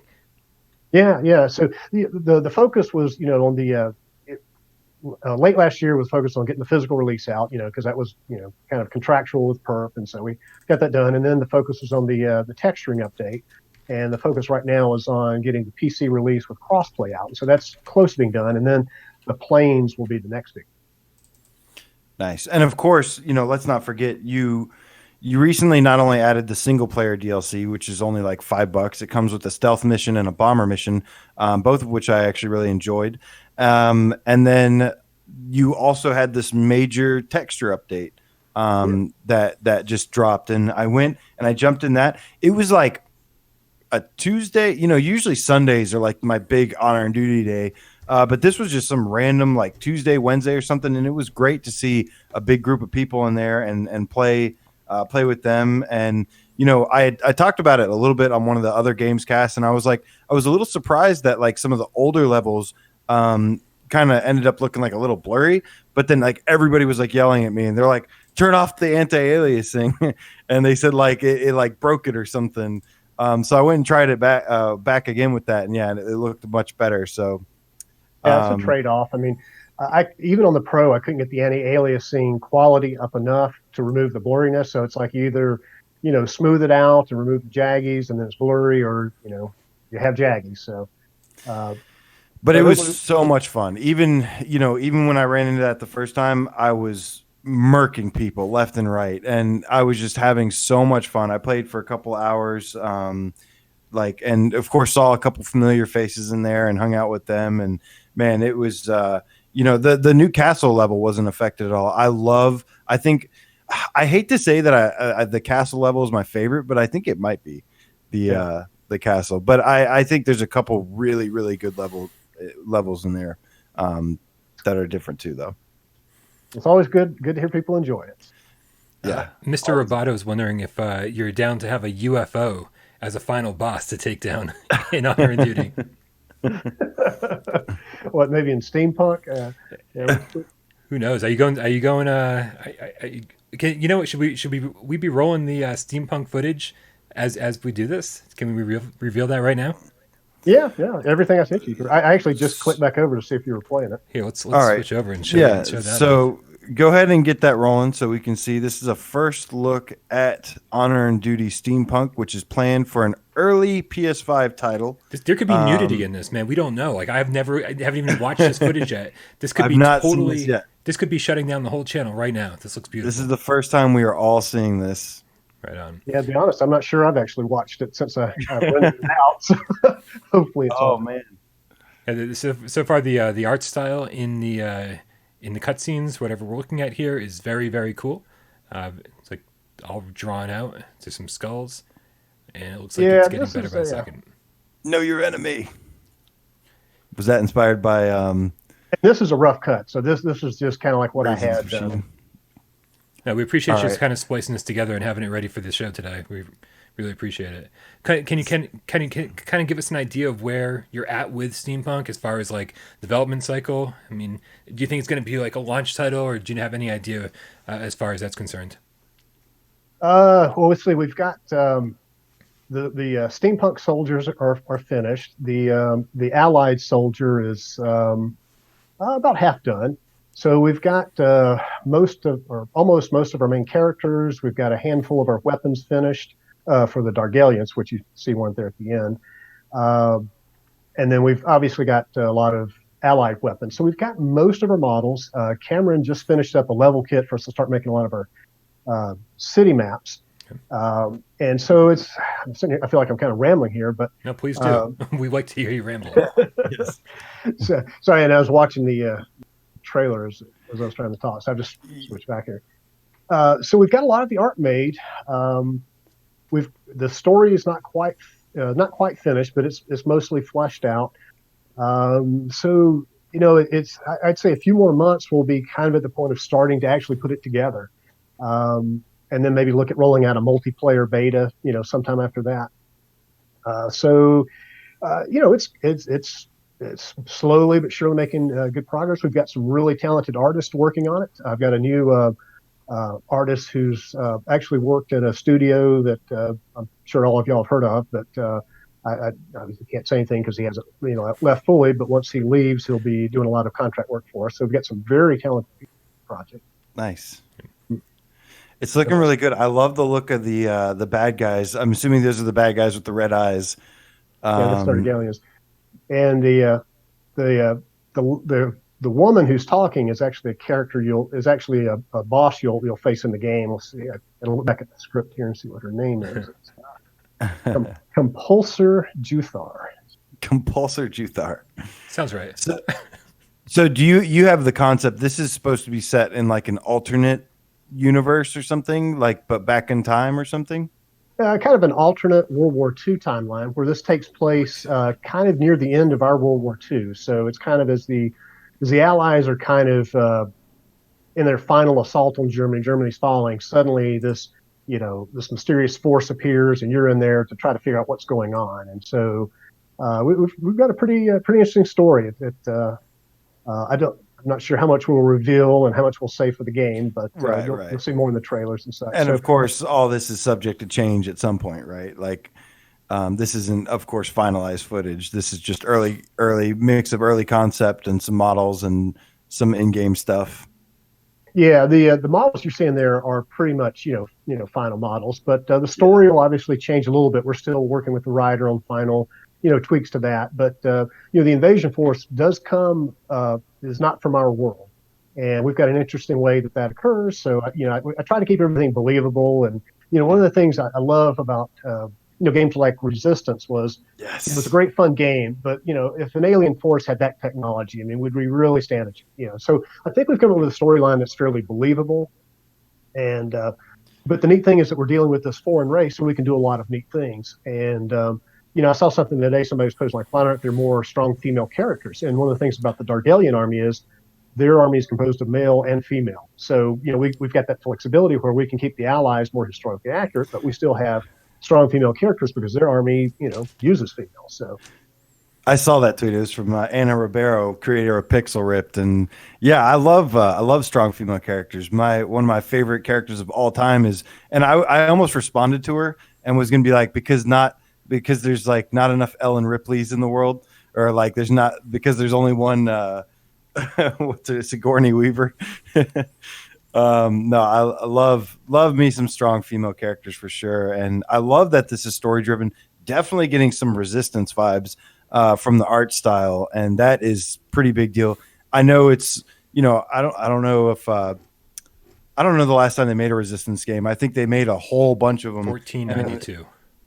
14. What, really? It was that long ago. Yeah. No, okay. I thought you meant that Columbus sailed the ocean blue. I thought you were saying that there was a Resistance 1492. I was like, I don't remember that one. No, it was literally the same year Columbus sailed to America. Reggie, real quick, I know you said you're kind of like you're kind of stuck. It all depends on what Unity allows you to do when working with next gen. But how do you find, obviously with your having a really small team working on D-Day and, being able only to create a certain level of realism and still being, a pretty small team, how are you finding it to make more realistic environments for Steampunk? I don't know if that question even made sense. I was trying to kind of work with it on the fly. I'll just answer a question that I think you asked. So how about that? That works. Yeah. Well, I do want to say, as far as like what saying I don't think we technically have to wait on what Unity provides, because they do have a way that you can write what they call custom plugins, but you've got to write it in C++. And so, right. I don't want to make it sound like we're totally dependent on Unity, but the fastest and easiest way is what they expose to us to their built-in Unity functions. So, right. I'm not saying we can't do that. It just would be much easier if they provide it from day one. Now, as far as how do we get the realistic stuff. One, we're working with some better, or I shouldn't say better, but just some more experienced artists. Mm-hmm. And so they're bringing to the table, experience in other studios. Cameron has, continually improved. And, it's one of the things I told him a while back. So, I want you to think about your, kind of your, how you're going to improve your skill set over time, and start looking at any courses you can take. And so, I'm trying to get him to, go and learn, kind of have like a learning curriculum where he improves his skills. And he's already, a fairly good artist. He hasn't worked at any of the AAA studios. So really we're kind of seeking out better talent, and, we started off with, Arcade Edition, which was a hodgepodge of Unity assets. And right. Then with D-Day, we went the cartoony look, which really helped out a lot. And so the Pro Patch texture update was kind of a, step in that direction. So it's kind of like we're kind of learning, how to keep the performance up, because since we're really focused on VR, you can't just go out and just throw a bunch of high-res textures in there, because your VR is so much more sensitive. Just start chugging. Steampunk can take it like another step forward. You went from Unity assets to kind of cartoony. Are we going for a little bit more realistic this time? Oh no, yeah, this is going to be a realistic style. Nice. And I was trying to get another bit of a trailer ready that actually showed part of one of the levels, but it was literally rendering just as the show started, so I didn't get that ready. But yeah, I'll try to post something in the next few days so you guys can see a little bit of the style. But yeah, it's definitely going to be a realistic style game. And the texture update really helped out, because I really had to do a lot more graphics tweaks, and so I've learned a good bit the past few months, just in doing a slightly more realistic style with D-Day. So it really just comes down to having the art assets and then what you do with them. So I think on my side, I'm getting to the point I can utilize those, and I can render them. And I've learned a lot about the lighting, which really gives you a realistic feel. You can take a great art asset and you put it in there with just basic lighting, and it's going to look very mediocre. So I guess it's kind of twofold. I've got good artists providing the good source material, and I've learned a lot about using that and really the display of it. So that is awesome, Reg. I'm going to put you on the spot real quick. We've got Hack the Game Cat. Good buddy Kenny says, Reggie, do you have time to play PSVR often? And if so, what are your favorite games aside from Honor and Duty, of course? Of course. It's funny. I really don't get a chance to play games that much. Back when I was actually just playing for fun, I was playing. It wasn't VR. It was that. What was it? It was a battle royale, Realm Royale, and I played that for. Oh, Rec Royale in Rec Room. No, it was Realm Royale. Rec- But it was no, it wasn't Rec Room's thing. But yeah, I played that a good bit. I'm really a first person shooter sort of guy. So all the games y'all talk about, I'm just like I'd never excite me. But I'm actually excited about two games coming up. There's Atex Cybernetic and the Crisis Brigade 2 because it's a more realistic style. So, but yeah, those are the sort of games I like to play. I played a ton of Resistance, back in the PS3 days. Yeah. But yeah, these days I don't get a chance to play too much. But sometimes people will see me playing, like I'll be playing some other games, and a lot of times it's truly for competitive intelligence. Kind of just seeing what other games doing, how they do it, and all that. So sometimes I kind of feel like people, they see me playing these other games, and like, why is he playing his own game? So yeah, usually it's more for competitive. Like I just recently went back and played the entire, the first BioShock. Played it from start to finish because I've never made a fully single player game. So and I started Ryan's that one you love with Cutie Pie. Oh, Immortal Legacy. Cookie Pie. Cookie Pie. There you go, Kev Gret. Yeah, that's our Immortal Legacy reference for the day. Good stuff. Yeah, and so first person shooters are the ones I tend to like to play, and I haven't had a chance to check out Call of Duty Warzone, but it's been hot. Listen, you brought up Immortal Legacy, and now we need to find out which side of the fence you fall on, because Did you like it? The game cats are so divided on this one. Did you like Immortal Legacy or didn't you like it? Oh gosh, so I have to choose sides here. I mean, yes. You could sit on the fence, but I hear it's uncomfortable. Or comfortable for some, I suppose. For sure. I haven't made it all the way through it. I've played a little bit of it. The graphics are good. And actually, I didn't even ask you because last I got stumped. I couldn't make it past one of the levels. So I've got to get you to tell me how to get past this one checkpoint I'm at. I tell you, the thing is very frustrating to move. I find it's almost like part of the challenge of gameplay. It's just working with like that was part of the the game was trying to figure out how to use the move. Yeah, so frustrating. But it's like operating a tractor. Yeah, right. They reinvented the wheel, and it didn't need to be reinvented. Yeah. So if it weren't for that, I mean, it is a fun game. I enjoy it, but it's just and I haven't played it in a while, so I know when I go back to it, it's just going to be pulling teeth to try to act where it's just second nature to push what you want to turn and move. So my dude Just Incredible says Reggie reviews. Yeah, this is gonna have to be a reoccurring thing. We need you to post up a review for us every now and again. I should have put the clock on. We should have done it. Should we or shouldn't we? That's awesome though, man. I cannot wait to see more on this game, and it's just been awesome to see you kind of paving the way. You don't know how often we hear developers struggle with multiplayer, and for you to single-handedly like raise the bar all the time, it's like they don't really have excuses anymore. So I don't know if you just have the magic touch, the magic brain, or what it is, but just really great job. Keep up the great work, and definitely excited. Is the Honor and Duty physical copy, is that out yet? It's out in Europe, but it will probably not come out in North America. Purpose told me like once the PS5 was released, the sales were really dropping off, and in order for us to release in North America, it had to have really strong sales in the EU. And so right about the time we're releasing, the sales were dropping off because of everybody waiting for the PS5. So right, so I don't think it'll come to North America, but yeah, it is in the EU, and you can the Perp store if you want. It's region free.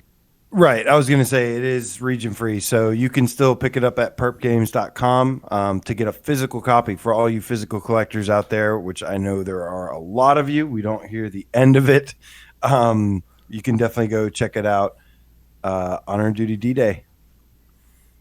That's right. Yeah. And I'm just making sure I didn't miss any questions here for Reggie. Gumball's Game Room has the best one of all the questions. He says, "Please make Reggie meow." Oh God. He's checking to see who else is there. It's like, Anybody, please? Anyone else do it for me? No. Okay. Yeah. We got the swipe. I'll take the swipe. That's Reggie, anything else going on in that you want to tell us about? We've got RC Airplane Challenge coming. That shouldn't be too much longer. You have to play that, and it's improved a good bit since you even played it. Awesome. And it just came out of its second VR consult, and I swear those guys. I mean, Sony just sent me a survey the other day, developer survey. I definitely gave them, my opinion on VR console. It's so frustrating. That's good because I've definitely been trying to be more vocal to help you guys out because we hear about the certification process all the time, the consult process, and especially when it just comes to things like the testing and the restrictions and stuff like that, and the wait time that you sometimes have to do. So I kind of just went way above everybody's head and kind of just shot one straight to some of the management over there, and was hoping that somebody could help us out because we know it's hard enough for you developers to release just these great games to us, and we don't want you guys don't need any more hurdles than you already have. Yeah, and it is a pain.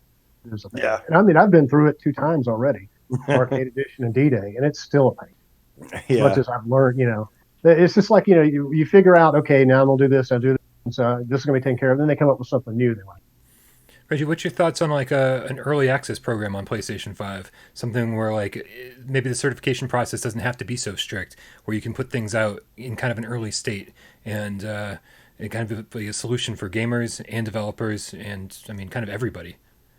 Yeah, it'd be great. Even with the open beta that, you still had to go through VR consult. I mean, that's like the ultimate, early access and it's still, so I think even if they gave us an early access, I think they'd still put the VR consult requirement on. It's a shame. I'm not sure all developers hate it as much as I just, it's so frustrating. Oh, trust me. Most developers do. I don't think I've ever heard a single developer not say that it was a really difficult hurdle to overcome. Yeah. Ever.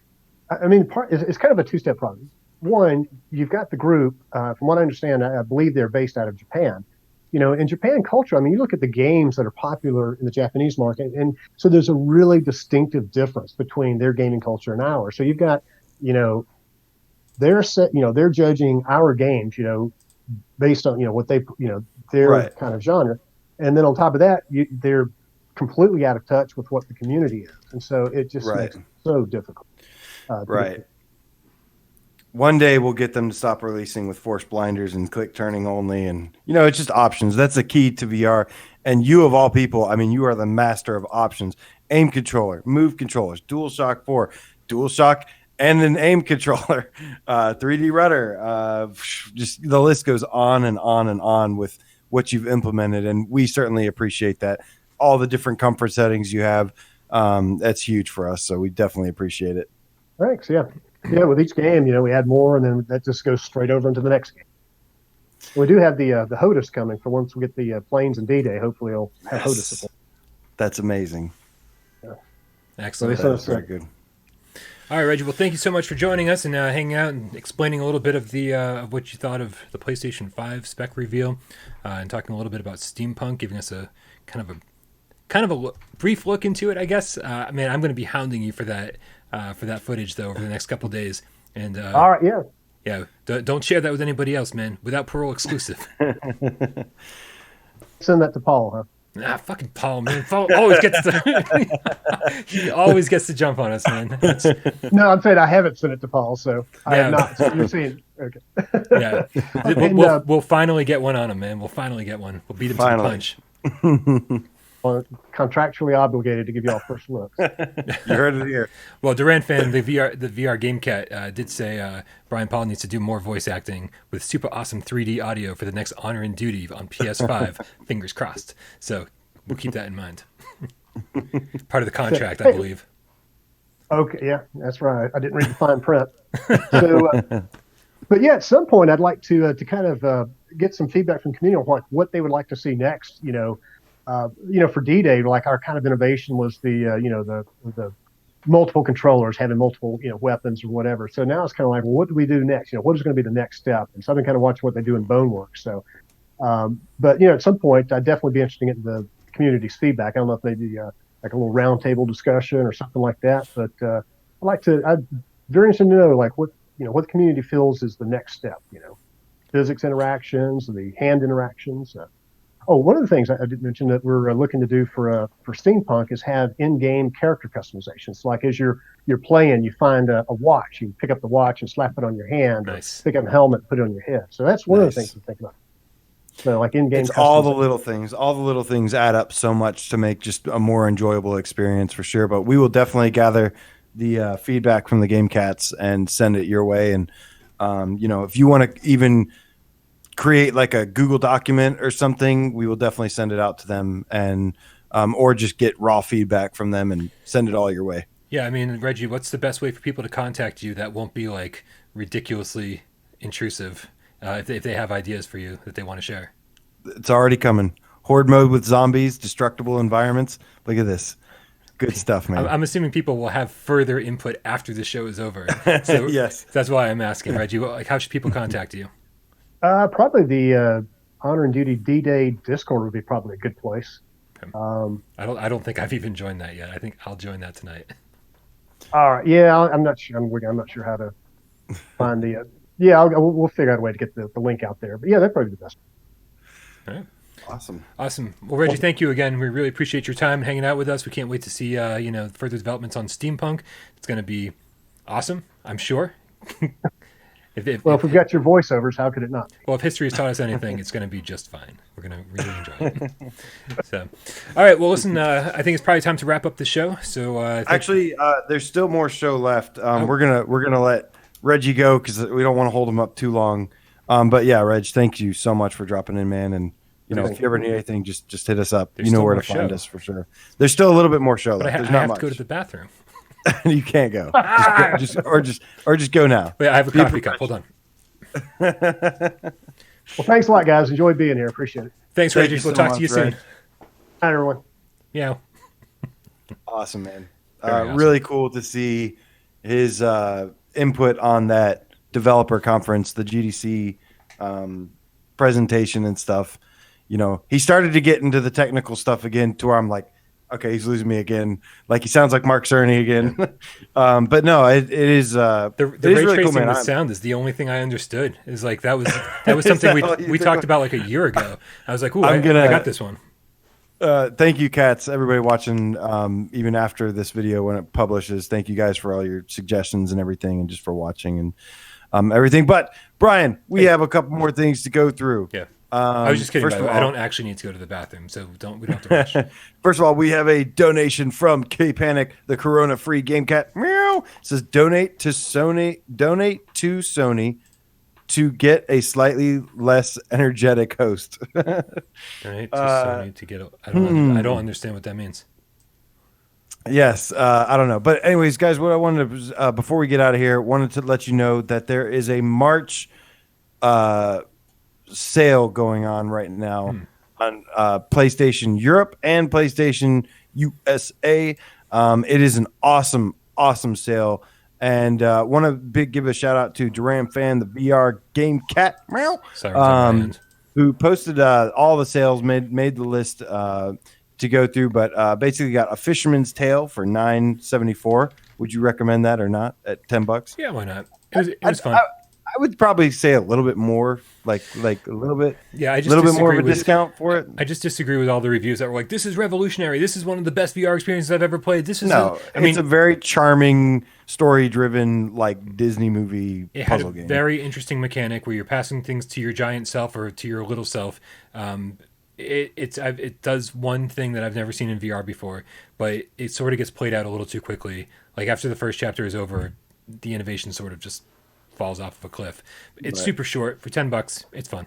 It's a nice little story. Arizona Sunshine for $13.59. I think that's the price we all agree that is like that's where you want to pay for. Yeah, Arizona Sunshine. I don't want to shit on Arizona Sunshine, man, but like it's definitely a $15 zombie game.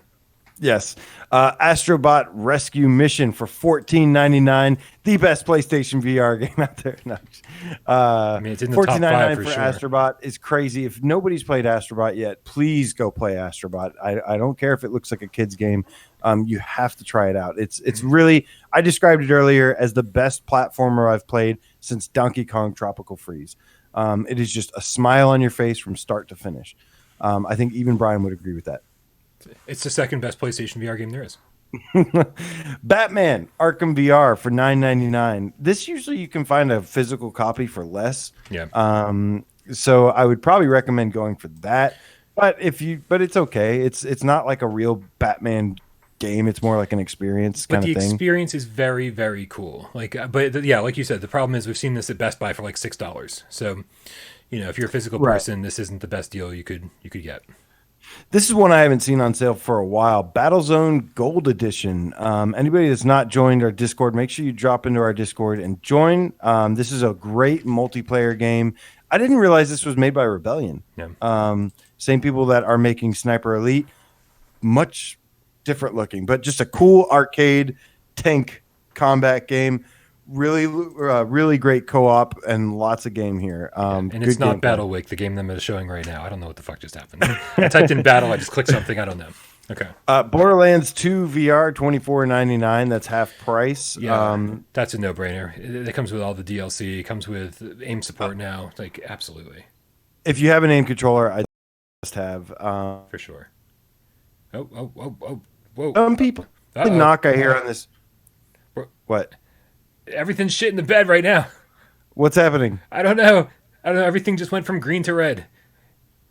OPS is green to red. Yeah, you have extreme health where it's like everything's great, and then it just goes directly to red where it's like, hey, we just lost everything. All right, well, it just dropped for a second, but I think we're doing okay. Okay. Bravo Team is $13.99. Fuck no, Bravo Team. Don't get that game. At best, $9.99. At best, don't fucking waste your time. The game's shit.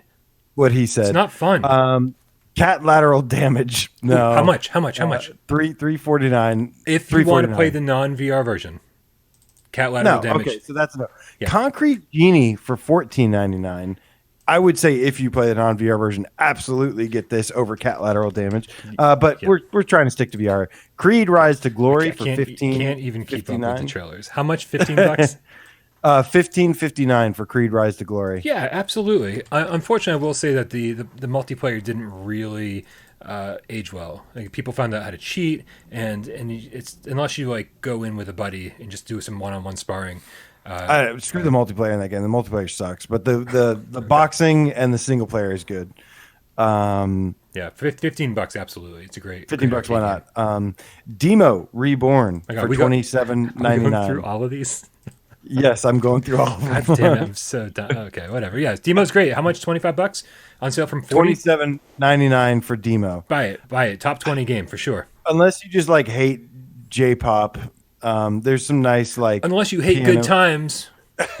This game is beautiful. It has a great mix of rhythm game, piano, and puzzle solving, and like story and stuff. So, unless that's just like something you absolutely don't want to see. It's good. Like I said, I'm not a fan. I liked it. Doctor Who: Edge of Time for $16.24 on sale from $25. Yeah, I think if you're a huge Doctor Who fan, get it. It's also a good puzzle game too, though. Yeah, I had fun with it. I'm not a Doctor Who fan at all. I never even watched Doctor Who. And this was, and I had fun with this. It does some very cool things. If you like scary things, it has like a whole block of that's really good. That's really scary. Basically from the museum through the angels. But yeah, and for $15, I think it's really worth your time. It's short though, a couple hours. A Doom VFR for $14.99. I think that's a good price for that. That's what I paid, and I enjoyed it. Dude, we've talked about Doom being a top 20 game before. We've gone over and over and over talking about. Never makes it. Well, I mean, that's everybody's fault. That's not just my fault or your fault. That's everybody's fault. True, that is a community decided thing. But every time I go back to yes, for $14.99. What do you think about that? I like Deracine, but you have to really like slow paced, quiet, like puzzle games. I haven't finished it yet. Wow. I finished like every game. I haven't finished Deracine.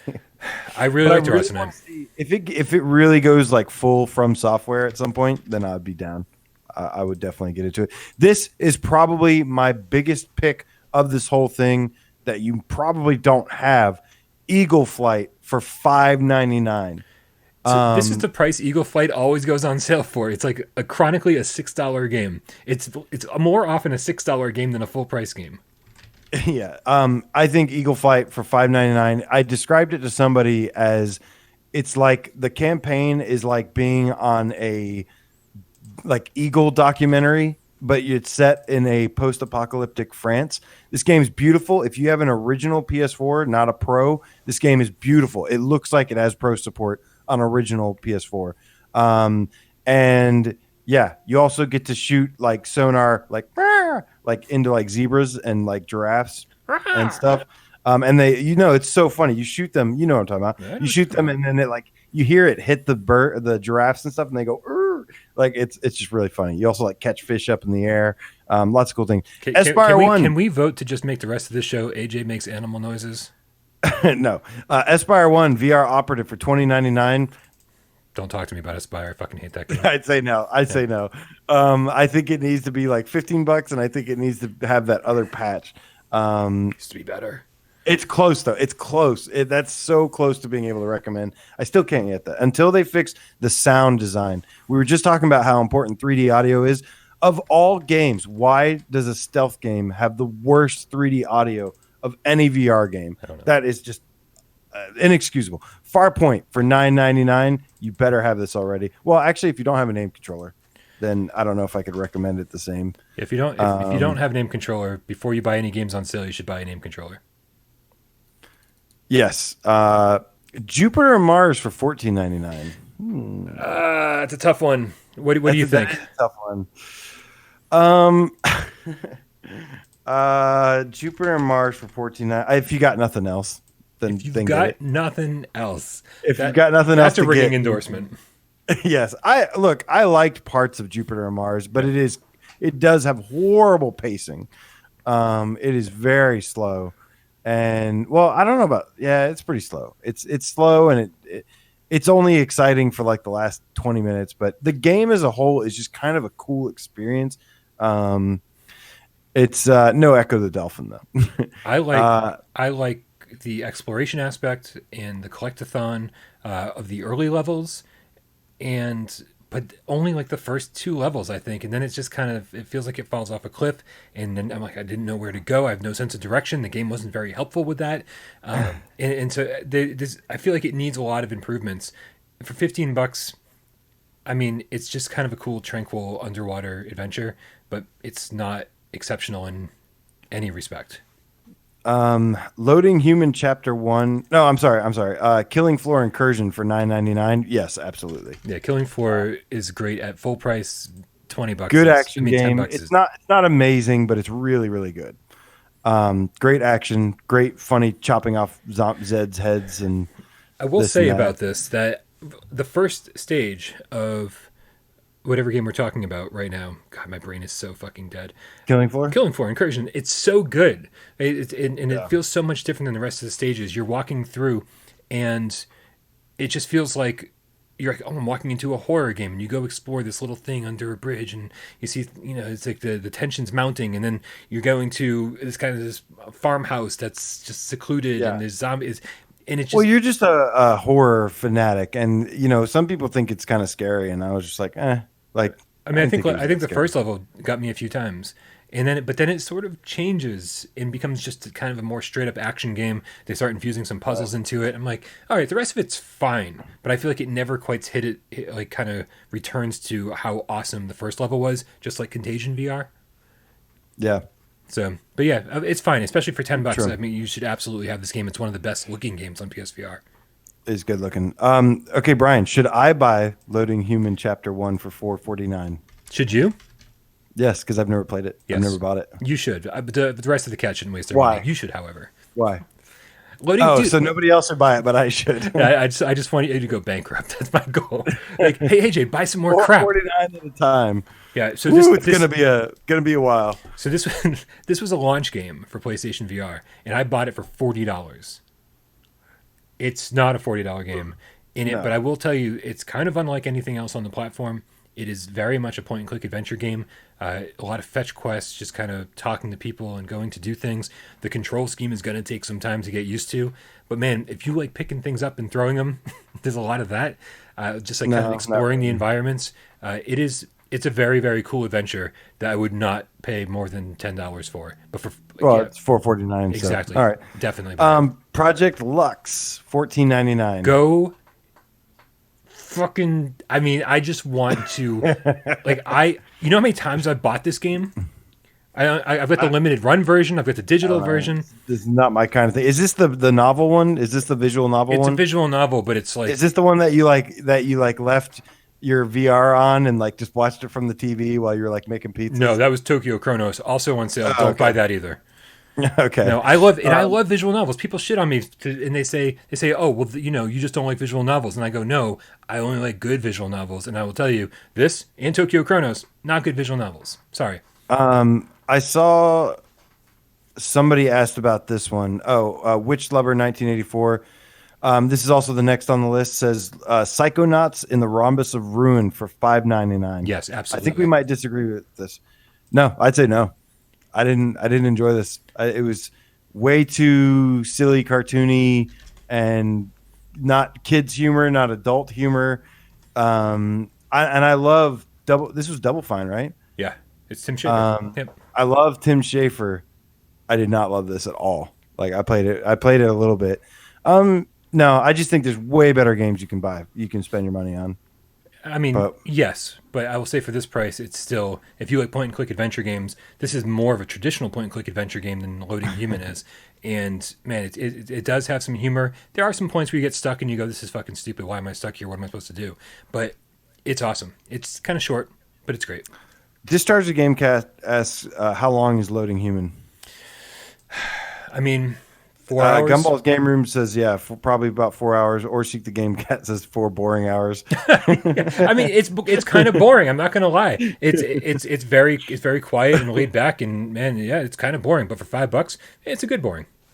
Raw Data is once again on sale for $13.99. That's Hell yeah. a great action game. I think everybody should pick that up. Resident Evil 7 Biohazard Gold Edition for $24.99. 100% I agree. I do wish it would drop below $24.99 though. Like, why can't you just drop a little lower? Dude, the Gold Edition, the DLC alone costs $30. Right, And this true. includes all the DLC and the main game. I know, but I just want to see it drop $5 more. But I still agree that it's 100% worth it. It's one of the best games on PSVR. One of the best. Don't start this argument with me. It's the second best PSVR game. What do I pay you for? You don't. Exactly. And that's why. I mean, we can work something out, you know. Sega Genesis Classics for $11.99. Did you play it? There is a VR mode. I actually played way more of the Sega Genesis collection in VR than I did flat screen. Like when I had it on like PS3. That being said, here's what I love about classic like 8 and 16-bit collections. I want to see it on an HD TV flat screen. I want to see it pixel perfect. I want to see I don't want it to have any blur at all. I don't want it to look like me plugging my Genesis into an HD TV with blur. And that's kind of what you get in VR. You get this, kid's room that you're playing in, and you're playing on a CRT television, and it's got blur on top of that. It's like, dude, I just want to play this on my HD TV, which you can. But if we're just talking about the VR mode alone, I played the crap out of my PS3 one. I platinumed that on every store. Yeah, or Seek the Gamecat says Rhombus is great, but I guess it's for Psychonauts fans. Yeah, I'm not. I'm definitely a Monkey Island fan, but I never played or really got into Psychonauts. Sure. So I don't know. So Ski Jumping Pro for $9.99. I mean, it was only $15 to begin with, and if you weren't buying it for $15, you shouldn't be buying it for $10. It's actually pretty good. It was actually $20. It was actually $20. Oh, I'm still in the same I would boat. say no. I like this game, but I'm still going to say no. But I think the game is better than what I expected it to be. Or I don't know. The gameplay was actually not bad, but I would definitely still say no. Skyworld for $10. I bought this last sale and I still haven't even started it yet. So I'm gonna have to say no. But you haven't started it yet. I know, but I'm more excited for like Final Assault coming out. Like I want to play Final Assault. I'm gonna wait for that. Okay, sure. I know it's like a different kind of. I played Skyworld, and I think it was 30 at launch. It is 30. Usually. Yeah. Excuse me. I think this is great. I think for $10, it's awesome. Really, really interesting game. Duran Fan VR says Skyworld, hell yeah, for that price. Because I listen to Duran Fan and not you. I mean, for good reason. Duran Fan's awesome. Duran Fan is awesome. Skyrim VR for $17.99. This is another must-have. If you don't have Skyrim yet, you have to get it for $17.99. I've been streaming the entire game, like the entire playthrough. It comes with all the DLC.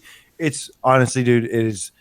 I had a horrible experience with the PS3 version, and this is like definitely one of my favorite PSVR games, without a doubt. Yeah, it's better than Shield bashing. They're different. They're so different, and I'm not going to get into that. I mean, trying to compare Astrobot to Resident Evil 7 to Skyrim is just like just fuck my life. They're all top 5 though. Like I mean, it should be your top they are 5 definitely games. all top 5. Yeah, these are definitely top 5 games we're talking here. The Impatient for $11.99. What say you? I mean, so I've replayed The Impatient. I don't know. It wasn't. I guess it was a while ago. Crap, it was a while ago, and it's tough, right? Because The Impatient is based around one factor. It's kind of short, and they want you to play it over and over and over again to see all the different endings.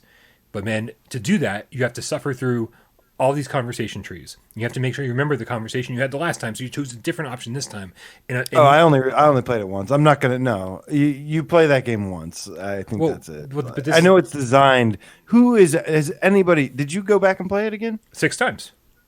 6 times? Because there's that many different endings, and it's not just the endings. It's not just like, oh, you made it to the end. Here's a different ending. It's like it unfolds slightly different every time, and I will tell you, it's not worth suffering through all those boring conversations that are practically meaningless. That like most of the responses are almost identical. It's so dumb. And so, but I will tell you that the scares, every time you go into the green dream sequences, expect a scare. And I was like, for $12, man, go play through it. It was like go play through it once. I don't think I could recommend it. I could recommend it at like $5-7, but it is good though. I don't disagree. If you really want like a new, like kind of horror game or something, story driven thing, it's decent, but for $11, but I would like to pay less personally. For one playthrough, that's all I'm saying. You don't do the multiple playthroughs. For $12, it's fine for one playthrough. You'll be fine. Corix the Game Cat says Impatient is not fun ever. Yep, they are. I despise The Impatient, so we're gonna have to say no on The Impatient. You can say no. Well, no, I mean me and the Game Cat army in the chat. What does Duran fan say? A Duran fan says, "Wait, 6 times." So that's a no. I think he just gave me some credit. No, he didn't. Thumper for $6. $5.99. Yes, I love when Thumper goes on sale for $6. Absolutely, do that. That is a must-have at $5.99. I think I recommended that to somebody earlier or something. Because I don't know, it's just $5.99 for Thumper. That is for such an early day. Was that a launch game? Yeah, it was a launch game. For a launch game, it still holds up. I played it recently, and it's still fun. It still looks incredible. It's still an amazing experience and an amazing rhythm game. Rhythm violence. And it's better in VR. It comes with the non-VR version. It's easier in VR because you can actually see the track sort of with the proper depth required to react perfectly. It's amazing. And sometimes when those demons rise up above the tracks in the background, only works in VR. I love Thumper. Yeah. So damn good. Definitely pick it up. Oh, speaking of which, Tokyo Chronos, $29.99. It's usually $49.99. Yeah, I know. It's $10 more expensive on PSVR than it is on Quest. So it should be $40 in the first place. Still too expensive. This is the definition of you know when you play it. Hold on a second. You know when you hate when you're watching a cutscene in VR and you're going, why don't they let me do anything? Why don't they let me do anything? Why am I watching this cutscene and not allowed to do anything? That's fucking 15 hours straight of this game. It's like you're just 15 hours? clicking the trigger going, just reading the text, reading the text, reading the text, and it's all in Japanese. No English voiceover. So you're just reading in VR. Going, okay, next line, next line, next line, next line. Or you just put it on auto like I did and just put your headset on the couch and you just sit on the couch, drinking coffee, reading off the TV. I don't think I've ever heard an angry rant like this from you before. It just pisses me off because I love visual novels, man. I really, really do. But like the visual novel genre has evolved, and some games have not evolved with the genre. And this is an example of it being like, hey, we're going to do VR, but guess what? We forgot how to do everything cool and make it immersive and make it fun for the player and give it gameplay elements. No, it's literally just a book that you're reading. I like that. Give it to me on my Vita so I can sit in bed and read it. Don't do this to me. Don't make me put on a fucking VR headset to read for 15 hours straight. Yeah, that's a terrible idea. Right? And I would have been fine with it if they were actually like Danganronpa gameplay segments where you just explore and you do your thing and whatever. But no, it has none of that. None of that. You only make like 3 decisions in the entire game. Like every so often it was like you pick up your controller and it's like, oh, I choose this or that. 3 times. Like that's gameplay in Tokyo Chronos. I'm done. Don't fucking try it. I'm sorry. Woo! Sorry. Somebody get this guy a fan. I feel you. K-Panic, the Corona free game cat with the $1.99 donation says, better VR game, Thumper or Bambi? Or Bambi? Yes. Oh, okay. Now I'm caught up. I've got some great news, actually. Genetic Blasphemy says Zing isn't on sale, but it's only $20 and getting some love. The Zing developers actually, White Lotus Interactive, I think, they posted on Reddit that they were planning to go to GDC and were planning on talking to Sony and that they had another game lined up. It sounds like, anyways, that they were going to talk to them. So, it might be a PS5 thing, but it would be so awesome if White Lotus is working on their second game. As everybody knows, we're huge fans of Zing. And they're also, thank you, Duran, they are doing a 10 code giveaway on the PSVR subreddit. So if you go check that out, win a copy of Zing. That is an amazing, amazing game. That is honestly possibly my favorite puzzle game ever. Final sale title. Oh. Until Dawn, Rush of Blood. Supermassives. Please $6. $6, $5.99. That's the correct price. See, Rush of Blood is $5.99 and the Impatient is $11.99. You feel me now? You see where I'm coming from? Yeah, Bravo you team. can get both for under $20. Awesome. Yeah. No, I mean, look, I enjoyed Impatient for $10 or whatever, but nah. No, but, Joe Grover. Rush of Blood is essential. Like, we know this. It was free at one point, but if you didn't get it on PlayStation Plus while it's free. By the way, are all these PlayStation Plus sales or are these just like overall sales? Let me check right now. I think I don't think it's a plus sale. I think it's just a sale. Okay. I mean, Rush of Blood is like, it's stupid fun, right? I mean, if you're like, oh, I hate jump scares, don't fucking play the game. You're like, oh, I hate roller coasters, don't play the game. Oh, I hate light gun shooters, don't play the game. I hate haunted houses, don't play the game. If you're not insane and you actually like all those things, I mean, this is such a no-brainer. This is somehow a launch game and still one of our favorite games to play. Like, the scares still get me. No plus required for the sale. Nice. That's really good to hear. I like plus sales, but I mean, the more the merrier. Discharge the game cat. Meow says any comments on Rabbit Hole? Not Down the Rabbit Hole. Rabbit Hole came out on the EU store. Do not fall for that. That is not Down the Rabbit Hole, which is going to be coming out next week. Completely different games, and it's not good. Yeah, developers got mad at me. I gave it a bad review. Developers got mad at me. They were like, it's a budget title and we're only a few people. I was like, but it's still a bad game. Yeah. If you're charging for a bad game, you're still charging for a bad game. There are certain things about it, like, it does the Alice in Wonderland thing. You do shrink and then grow, but it's not terribly well done in VR. It's not, I don't know. I struggled with it. I didn't enjoy it that much. I would say don't do it. All right, I'm gonna give a shout out to. Go ahead. Like I was like about Sorry, to punch a tree guy. my bad. I was brain everywhere. All right. Fuck you. Dave's not here, so I gotta make funny voices. That's for Joe Grover with the $20 donation saying supporting the rage and a little pizza. The rage. Right. Before we go, Thank you, Joe. before I have Brian take us home, there is a sale in the EU as well. So for all of the EU people that are watching, thank you. I would recommend from the EU store, Everybody's Golf, Gran Turismo Sport, Rush VR, and there was something else. There was another one. Immortal Legacy is on sale over there in the EU. Sweet. Unless you just, if you can get over the controls or go to Type C, I would definitely recommend Immortal The Legacy. answer is get over the controls because the game's great. Fuck you, Nick. I do love Immortal Legacy. I really do. Thumper is the other one that's over there. So Thumper, Everybody's Golf, Rush VR, Immortal Legacy, and Gran Turismo Sport. These are all pretty cheap over there in the EU right now. So just wanted to let you guys know if you're watching. I do want to So address Nerf 15-260 in the chat. He said, when's Walking Dead Saints and Sinners going to be on PSVR? I saw this question kind of throughout the course of the show tonight, and we do want to remind people that it's got a spring 2020 release date, which is basically anytime from the end of March for the following 3 months. No, actually, guess what? Today was the first day of spring, Brian. But this is the end of March. Actually, it's yeah. Okay, I mean the 19th, I would say, is definitely airs Well, toward the end of the month. You make it sound like it's a lot farther away. There's 11 days left in the month. I mean, it's like, how much further away could it be? No, so basically, for anytime between now and 3 months from now.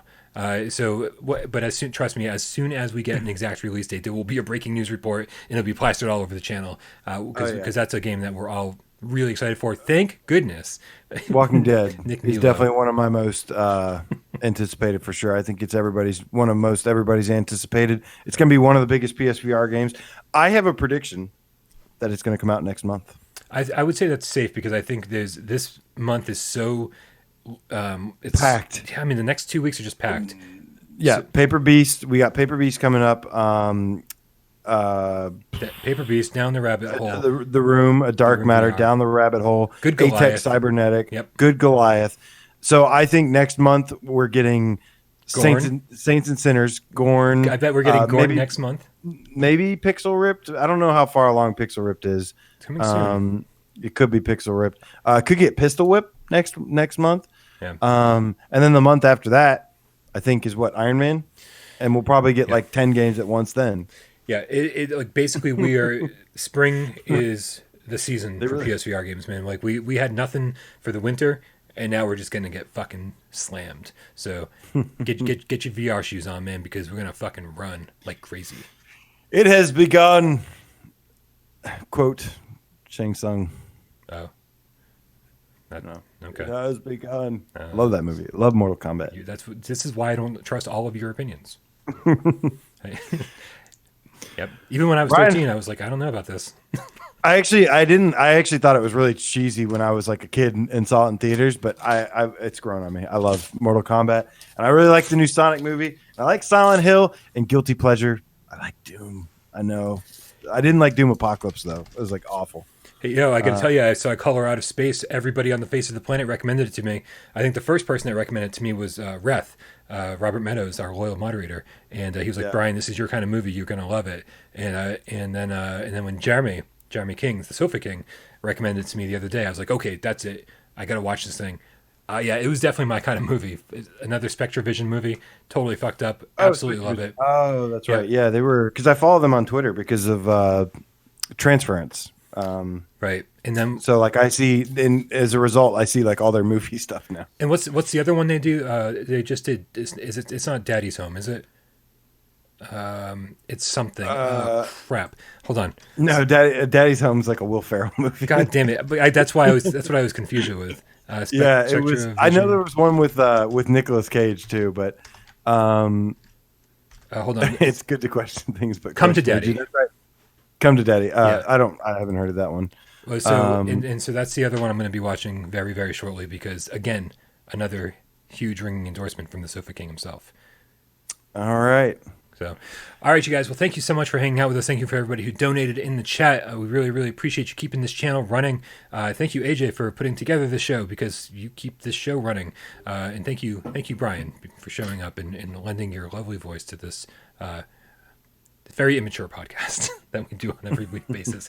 No, fucking for real, guys. Everybody in the chat who participated, thank you for hanging out. Obviously, we also want to thank everybody who just sits at home and doesn't ever comment because, man, Perfectly fine. We see a lot of the same names all the time, but man, with the the names and the view I do numbers that don't too. count. I watch a couple podcasts that I'm kind of like afraid to comment on because You're afraid to.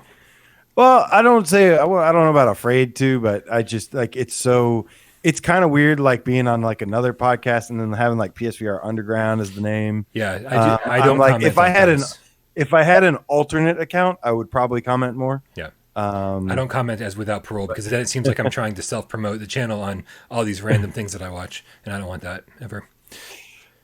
Hell yeah, man. Thank you guys so much. All 320 of you watching, everybody who's watching later, of course, that came in later to watch this episode. Thank you so much. We love you guys. We love you all. Make sure you join our Discord so you can be part of the never-ending conversation. That link is in the description. Also, if you get a chance, buy some of my shit on eBay. I'm about to list a whole bunch more.